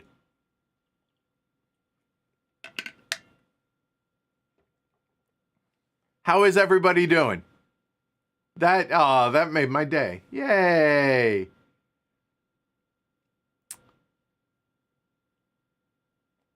It's nice seeing you, bud. Seeing Jody, that's cool. So the other day I went and put in a session playing cards. Did something for the first time in almost 20 years and was right. Folded kings pre-flop for the third time in my life. Put in a session at Encore because it was the day we were going to get bad weather. It was on Sunday. And it was just a 1-3 game. Here, my one poker story here. Nobody likes bad beat stories, so I won't give those. But this one I will give. It's not a bad beat. It actually feels like I made money. So 1-3 game. Max buy-in 500. I had about 1,200 at the time. And villain in the hand had roughly 450 or so in her stack. Older lady, not an old lady coffee, which is similar to an old man coffee. She wasn't, she was pretty passive, but not a super nit. So, under the gun straddles the 6 in a 1-3 game. She makes it 12. She min raises to 12. 2 callers. I'm on the button with red kings. I look down, I make it 75 to go. The small blind sitting on a stack of about 300. Cold calls the 75. So I immediately put him on a pair of like, I don't know, sevens to jacks, I think. Maybe like an ace queen. Something like that is where I'm thinking he's at. Folds to the under the gun. She or under the gun plus one, it folded to her. And she instantly just ships it in for 440, 430, whatever. Folds around to me. I go into the tank. And she just looked so comfortable. Like not a care in the world. Like, do. You're gonna call and give me all your money. That's how she was sitting. So I tanked for an enormous amount of time for me, which is like 45 seconds, maybe a minute. And I actually was kind of mouthing to myself, like, am I really going to fold this? If she's somehow this one time overplaying ace king or pocket queens, I'm gonna feel like such an idiot. Yeah, but you know what? What's the point of making a read if you're not going to act on it? So I told the dealer I'm in the 2 seat and Villain's in the 5. And I'm like, all right, I'm a fold, but can I hold on to him? And they were like, no. So there was a young Chinese lady to my right, and I flashed her my cards and mucked them. And the small blind hems and haws for a minute, folds. And I offered the lady, I had a $5 chip, and I was like, will you show it? I said, here, I'll give you 5 if you show it. She looks at me and says, you had kings, didn't you? I said, yeah. She turns over her aces. That felt really good. That's how losing $75 makes you feel like you made money. Let's see. On that note, what else? There was one other. Yeah. So that just felt good. And then my most recent session, when I went, didn't go so well. I got sucked out on really, really bad, but nobody cares about bad beat stories, so we're not gonna go into that. Anyway, yeah, all right, cool. Let's see. Jakob, another non-gaming question. Would you like me to bring you some tea from the tea shop in Copenhagen? Yeah, that'd be great, Jakob. I will always accept tea. Always. Yes, the answer is yes. Thank you. Yes, there was a snoot, a Lincoln boop. Yes. He is now back to laying down. Hi, bud.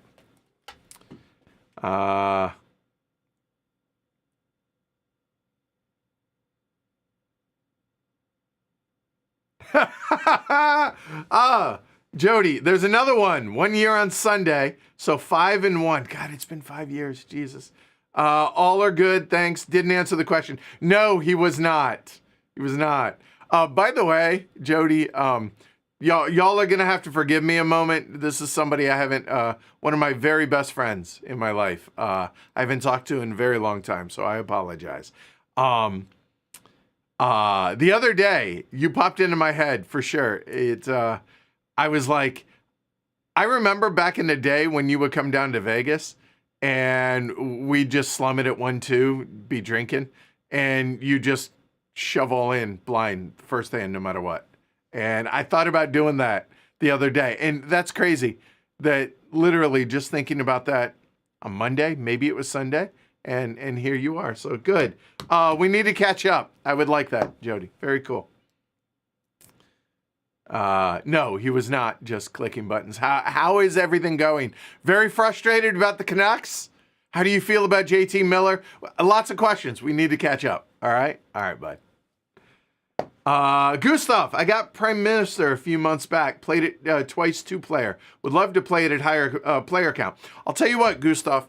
Bring it here, and we'll play it whatever player count you want. How's that? All right? Let's go. Let's do it.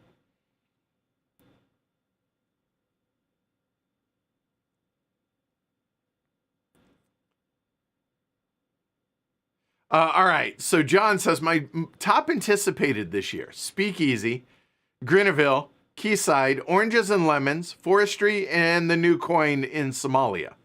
I know you love Speakeasy. Any thoughts on the others? Most of those I'm interested in. I'll be honest, I haven't heard of Grinneville. I need to. Oranges and Lemons, I'm very, very curious about. It has the most, like, blasé title, but I'm really, really curious about that one for sure. So. Yeah, that fold felt really good. Like, hey, non-breaking's here. What's up? Thank you. Yeah, just like I said, I folded kings pre-flop 3 times in my life. I've been right every time, and I've also stacked off with kings more times than I can count, because that's what you do. You don't go to the poker room to fold kings pre-flop. Anyway.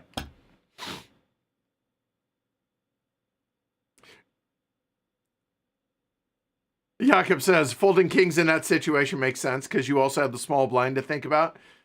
They could be slow playing aces. They could. I wasn't really putting them on that with the cold call. Although he wasn't terribly, it could, but that wasn't really a big concern. All right, here's a real question, Rocky says. Thoughts on war games continuously using real conflicts to base their games on. For example, I'm so thrilled with Red Dust Rebellion and the world they built around it. I don't mind playing a bad faction in games, but don't quite care for playing certain real ones.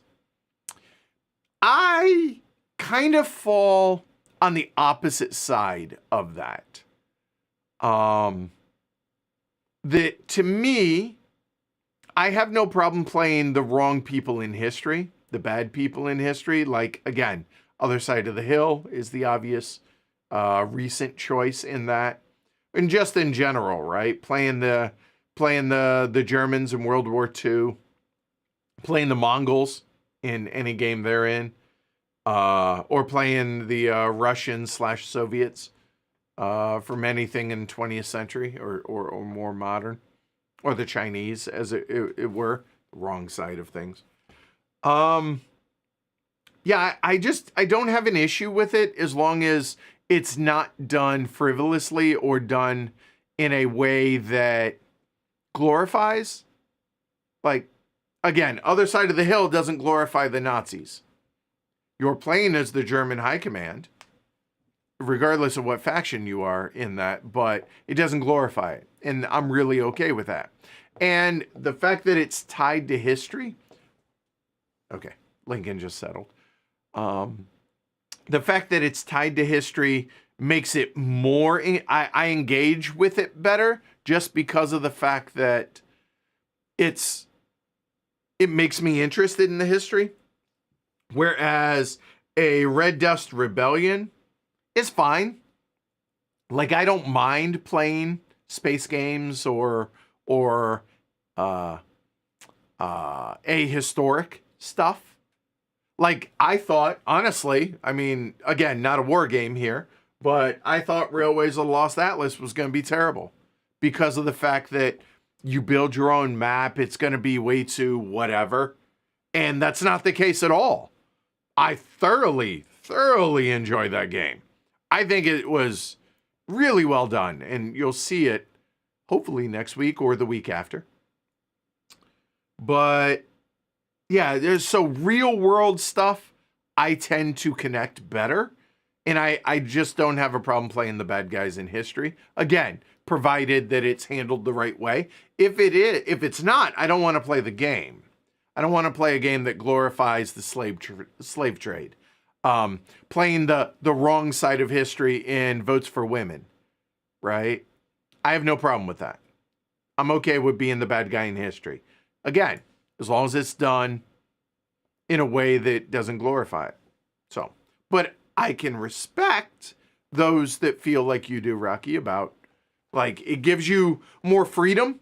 And honestly, isn't that where fantasy games came from, right? Like D&D in general, right? So sci-fi and fantasy, like, you can be the bad guys And who cares if you're an orc?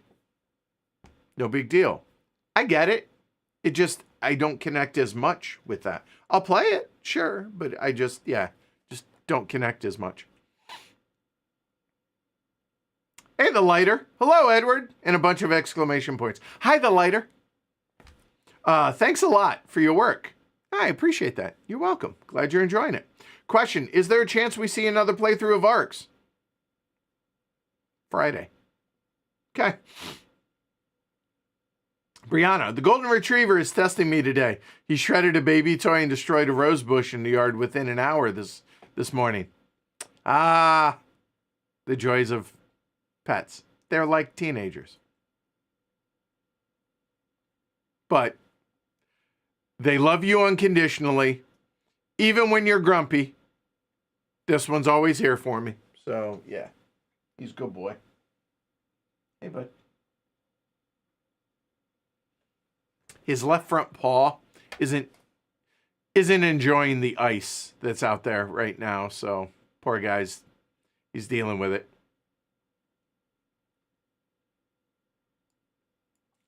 Good thing the dog's adorable, right? No, all good, eh? All right.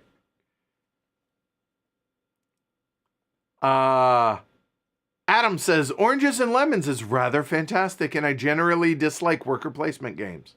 All right. And Adam, was it you that said you'd come up for Here I Stand? Or something? It was one of those, right?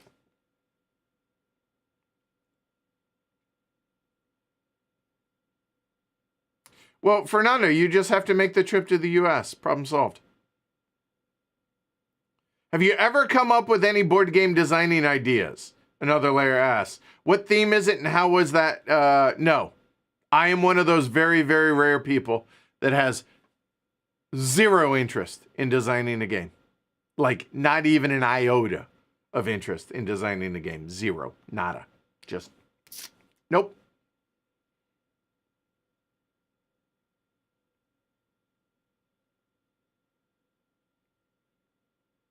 Have a good one, Timo.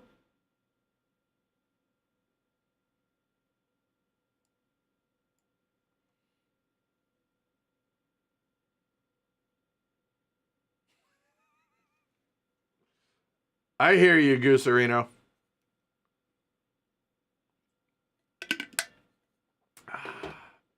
You're welcome, Lighter. Kevin, for some reason, I just have a hard time stomaching playing a Nazi. I have no issue playing the Soviets in Twilight Struggle. I just have no consistency, I guess. Look, I get it. And it kind of brings to mind what Ken said about The Other Side of the Hill and why he doesn't want to play it. He doesn't have a problem with the game. Doesn't have a problem. He just doesn't want to be put in that headspace. I get it. I'm okay with that. And again, playing as the Germans or the Nazis in a World War II war game, I have zero problem with that. Does that mean I support what they did? No, of course not.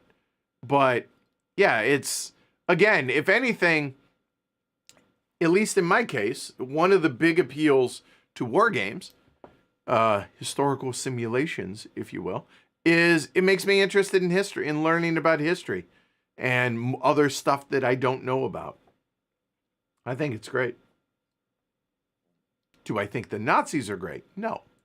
But I think the encouraging people to want to learn about the past, I think is a wonderful thing. So, yeah.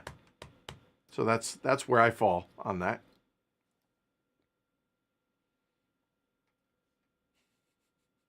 See, look at this. You guys have impact on our end as well. Shrey's like, okay, fine. I just ordered oranges and lemons. We'll see how long it takes to cross the ocean. Awesome. And John's like, hey, add Shackleton base to the order as well. And Shrey, go add it to the list. So there we go. Oranges and lemons. Ian says, for me, this war of mine was sensibly changed to a fictional city or conflict, despite being 100% based on the siege of Sarajevo. It allowed us to suspend our prejudices and focus on the civilians. In that case, that totally makes sense, right? And I would argue that from a civilian point of view, it's pretty consistent through history that as a civilian in a war zone, I mean, whether it's the Russians, the Germans, the Cambodians, whether it's or what's going on in Gaza, in the Ukraine, like anywhere you want to put this, it's pretty crappy. Not pretty, it's horrible for the civilians. Always is the case. And so it just makes sense to do it in that case. It doesn't have to be set in the Siege of Sarajevo, even though we know it is. Which, by the way, that was the other. This is gonna frame wrong, but hopefully y'all help understand where I'm getting at with this. So I served in the Marine Corps from 93 to 01. And so I just missed like Desert Storm and the war on terror in Afghanistan. Like I fell in that window there. But the only game, and this feels weird, but it's like my one personal tie to history, right? Like my dad served in Vietnam, so I'm interested in Vietnam history in general, just because A, it's interesting, but also, you know, my stepdad was there. For me, the only conflict that I actually served in was Kosovo, and when all of that was going down in 99, 95. Yugoslavia in 95, Kosovo in 99 is what it was. So the fact that War of Mine is the Siege of Sarajevo interests me because I was there, just doing circles in the Adriatic, but I was a part of it, and we were flying missions over what was Yugoslavia at the time. So that's my personal tie to, I guess similarly, like you're like, oh, there's where I'm from on a map in a game, right? Like you get that tie. It's not a glorifying again, but anyway. So yeah. And the only other one was like it was a CSI game, a magazine game about Kosovo and the war on television or something like that. I haven't played that one yet, but anyway.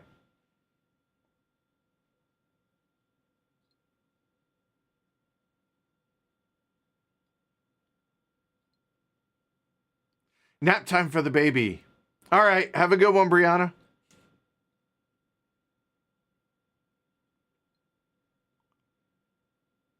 I agree. Greyhound gas, one of the worst things in the world. Agreed. We'll clear a room. And when we're streaming and he's in here, oh man, it's brutal sometimes. Yeah, see, and that's what I'm saying, Marcus. I would have issues if a game featured mechanics for building concentration camps to gain victory points or something. Exactly. Yeah. Yeah. Agreed.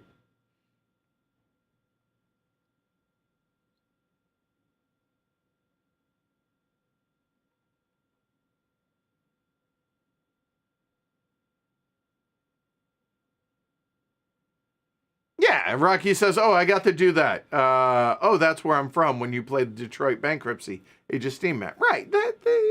So the fact that, look, I play these war games, but obviously, not a part of Roman history.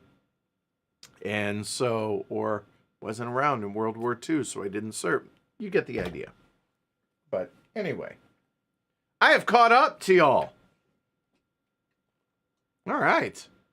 Non-Breaking Space says historical games require a bit of a different perspective than traditional games. Even just the notion of victory is different. I agree. Yeah, I think that's well put, right? Yeah, I'm really looking forward to Other Side of the Hill, and we're gonna do the 43 to 45 scenario when we stream that for sure. Hey NB, I think I asked you this last time. Maybe you were gone. You'd already left. But here's my question for you. I realize that you're all about just wanting to put the highlight on the game, but you know what would be cool is if you could come up here and stream it with us, when it comes out, when it releases. That'd be cool. I would like that. I'll even make you a deal, NB. You can sit at the end of the table to where you're off camera. Your voice would be heard, but your face would not be seen. I'm just saying, it's a possibility. I'm willing to work with you if you wanted to make the trip up here.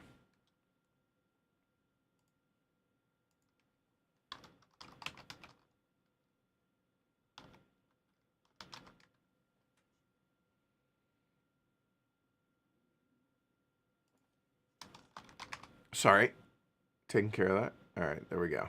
Yeah,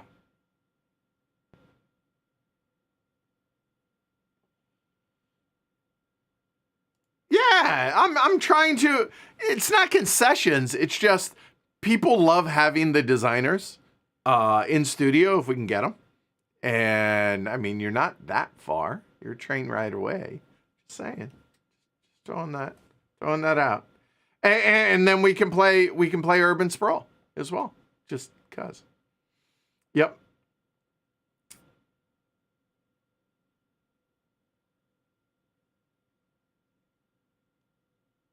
Fernando says Hellraisers of Kanawha County is about two companies cracking strikers. I have a clear sight on this, but I'm down to play either side. And yeah, so I think, again, it all goes down to how the topic is presented and approached and how it's done. If it's done with a I don't even want to say a mature approach. I mean, obviously that's the default, but from what is it you're trying to model? What is the game trying to tell you? What is the story it's trying to tell? As long as that's handled appropriately, I have zero qualms about just about any topic. That's fair. NB says, let's get out of winter before inviting me to Boston. All right, that's fair. That's fair.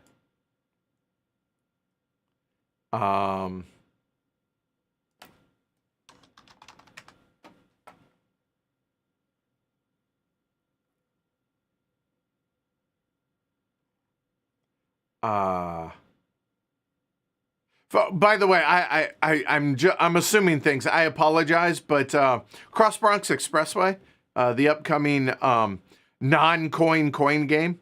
What's the name of the series? I can't think of the series. The Irregular Conflict series, right? ICS. Coming out from GMT. So Non-Breaking Space, NB. He's the designer of Cross Bronx Expressway. I apologize. I forgot. I probably ought to give you all context as to who I'm talking to on that. So, yeah, so there we go.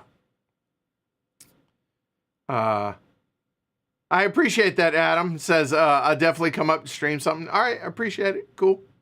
Hey, Steph. Hello from Hamburg. Hello from Wakefield. Any news regarding Coffee Traders expansion? Have you heard anything new? I actually did have an email, so give me a second. Let me bring that up.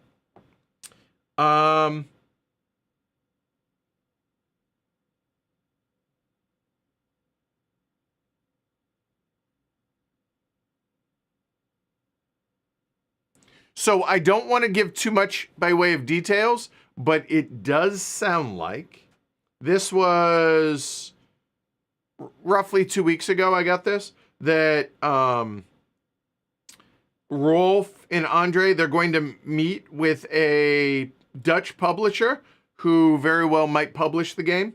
And it sounds like Dan is willing to make the components and the artist to get graphic design and get it all ready. So it does sound like the expansion for Coffee Traders is going to happen in somewhat official capacity, but it just might be my guess, pure wild ass speculation on my part, that if he's meeting with him for that maybe Essen, that would make sense for a release time. That's just my gut feeling, no more than that. But it does sound like that's progressing. So, yay. So, hopefully that answers your question, Steph. Oh, I'm so jealous. Steph says, by the way, just visited Miniature Wonderland again. They have some exciting new landscapes. That's such a bucket list place for me. When we're done today, everybody watching, Google Miniature Wonderland. You're welcome. Bucket list place for me to go.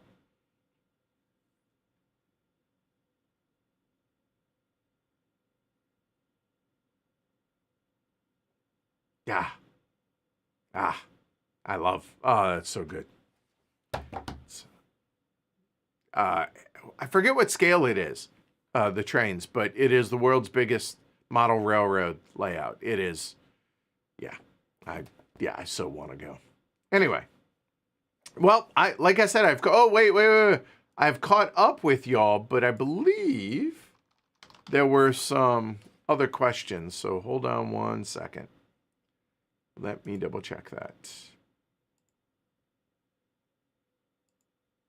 Just a couple, but let's see.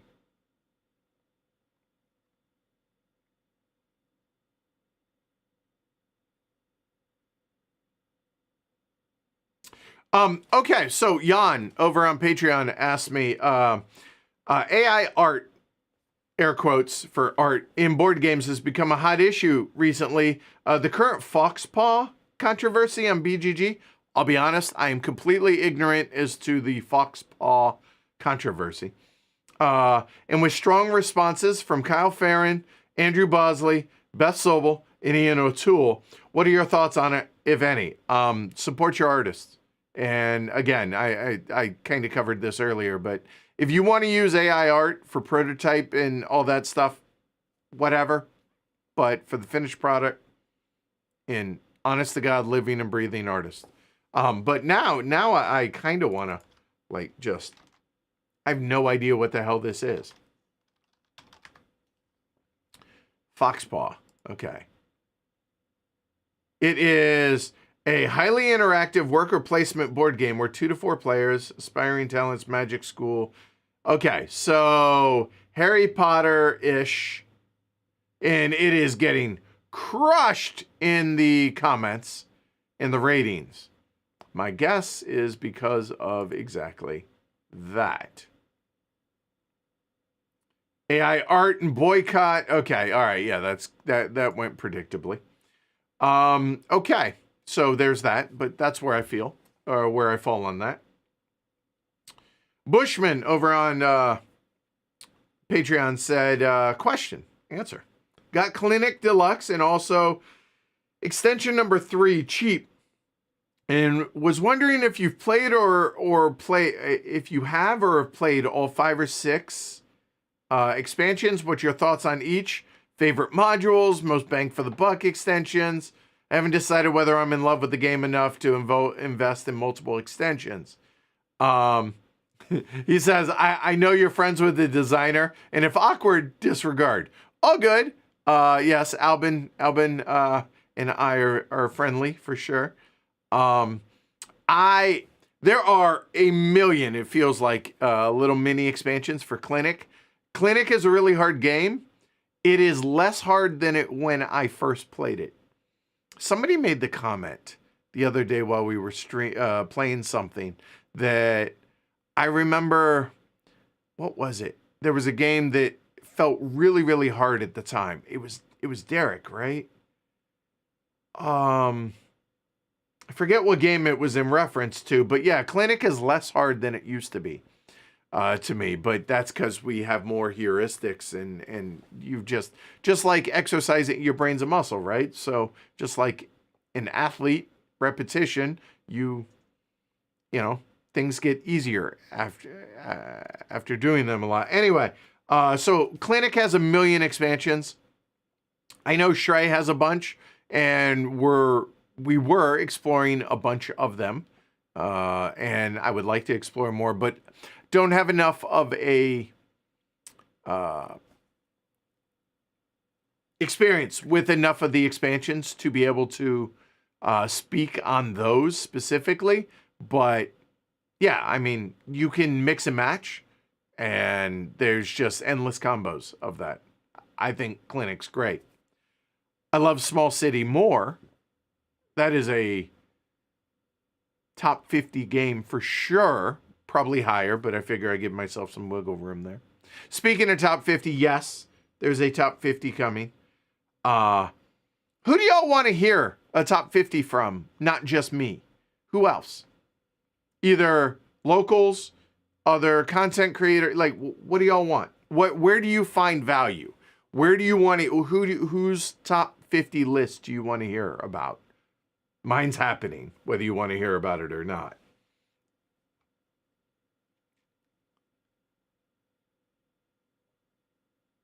All right, let me catch up. Adam says, NB off camera for a stream and then a podcast episode would seriously be a highlight of the year for me.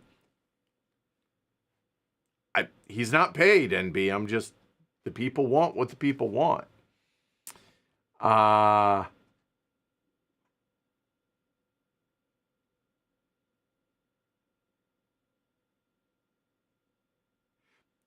Yeah, okay, so John, talking about AI art, says, morality aside, all AI art looks the same to me. It's instantly identifiable to me, and that's not a good thing. Exactly. So you lose just the originality and the a creator's touch. Like the personality of it becomes very homogenous. I agree wholeheartedly. What game did you refer to earlier as Batoku 2.0? I've heard, but men never. We're playing it tonight for the patrons. So if you're a patron at the $5 and up level, you get to watch that tonight. Just saying.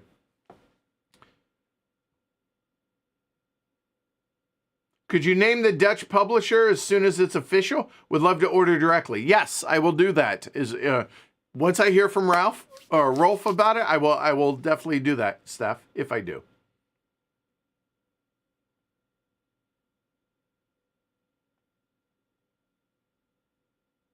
So here's the problem with Martin. I assume you're talking Martin the Elder. The problem with Martin is his doesn't change that much.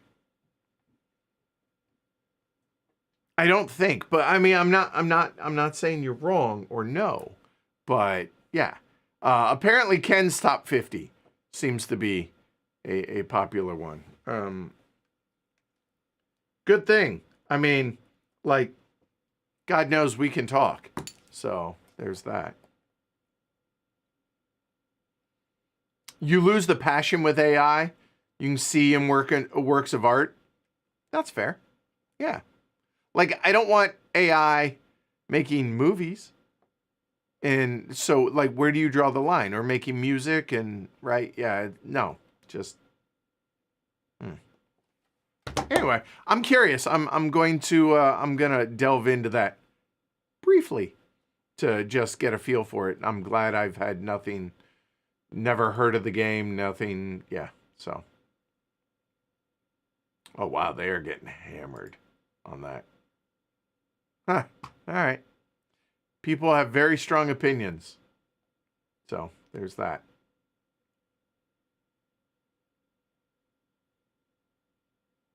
Steph says, I've played Minos and Ezra Nehemiah, both classic Euros. Quite like them. They're worth a try. Yep, they're on our list for sure. Yeah, that'll work. Cool. Ken's top 50 games, the Rebox. Shrey's top 50 games with the name on the board. I get it. All right, cool.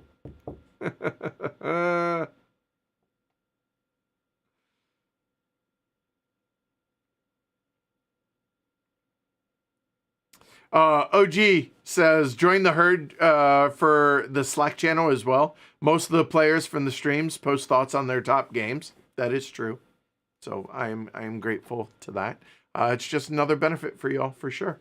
All right, I guess that's a wrap. That's relatively quick. 2 hours and 15 minutes for an Ask the Elephant. Cool. All right. Oh, one other thing, poker-wise, real quick. When I was at Encore, the night I made my Kings pre-flop fold, happened to sit down at a table with a local vlogger here, JQ Poker. He and Dookie Betts are a couple of young kids that have been vlogging for. They have tiny channels. They're like 3,000, 5,000 subscribers. Check them out if you are into poker vlogs, like I am. But yeah, they're both pretty good. I really thought they were going to come across as dude bros, and they really, really don't. Dookie skirts that line, but doesn't. There is one local vlogger that I just can't watch because no, that is not them though. So JQ sat and played with. He tried to turn his jacks into a bluff against my queens. Didn't work out for him. Don't bluff a station. And yeah, that was a lot of fun. So hopefully he and I get a chance to play some more cards. But yeah, go check him out. I told him I'd give him a shout out on the channel. Didn't want to forget that. Am I coming to Essen this year? That's the hope.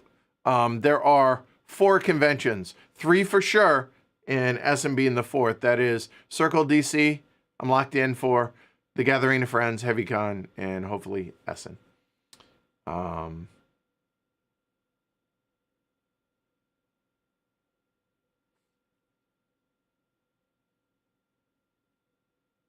Cool. All right, that's a wrap. So I will see y'all. If you're a patron, I will see you tonight for Men Neffer. If you were not, I already forgot what the hell the rest of the schedule was for this week. Oh, wrong sheet. Give me a minute. I can bring up the schedule and then we'll get out of here. So tonight, patron-only Men Neffer. Tomorrow, 3-player Rise and Fall. I'm just GMing that one. Then on Friday, both of those, 7 p.m. Eastern. Friday, 10 a.m., same as when this started. Slay the Spire, the whole kit and caboodle, or at least until one of us dies. And Friday at 6 p.m., Arcs, Season 2, Game 1. I'll see y'all then. Thanks, everybody, for watching. Appreciate it. Please like and subscribe. Legitimately, it helps. Half y'all that watch this don't subscribe. It really does help the channel. We're trying to get to 1 million subscribers. It's somewhat of a joke, but also kind of true. Can't do it without that one. So do that and consider supporting the show. Patreon.com/HCHQ. You get access to literally hundreds of extra bonus content streams, as well as Slack channel and other stuff. So I appreciate it. I'll see you all tonight. Take care. Bye.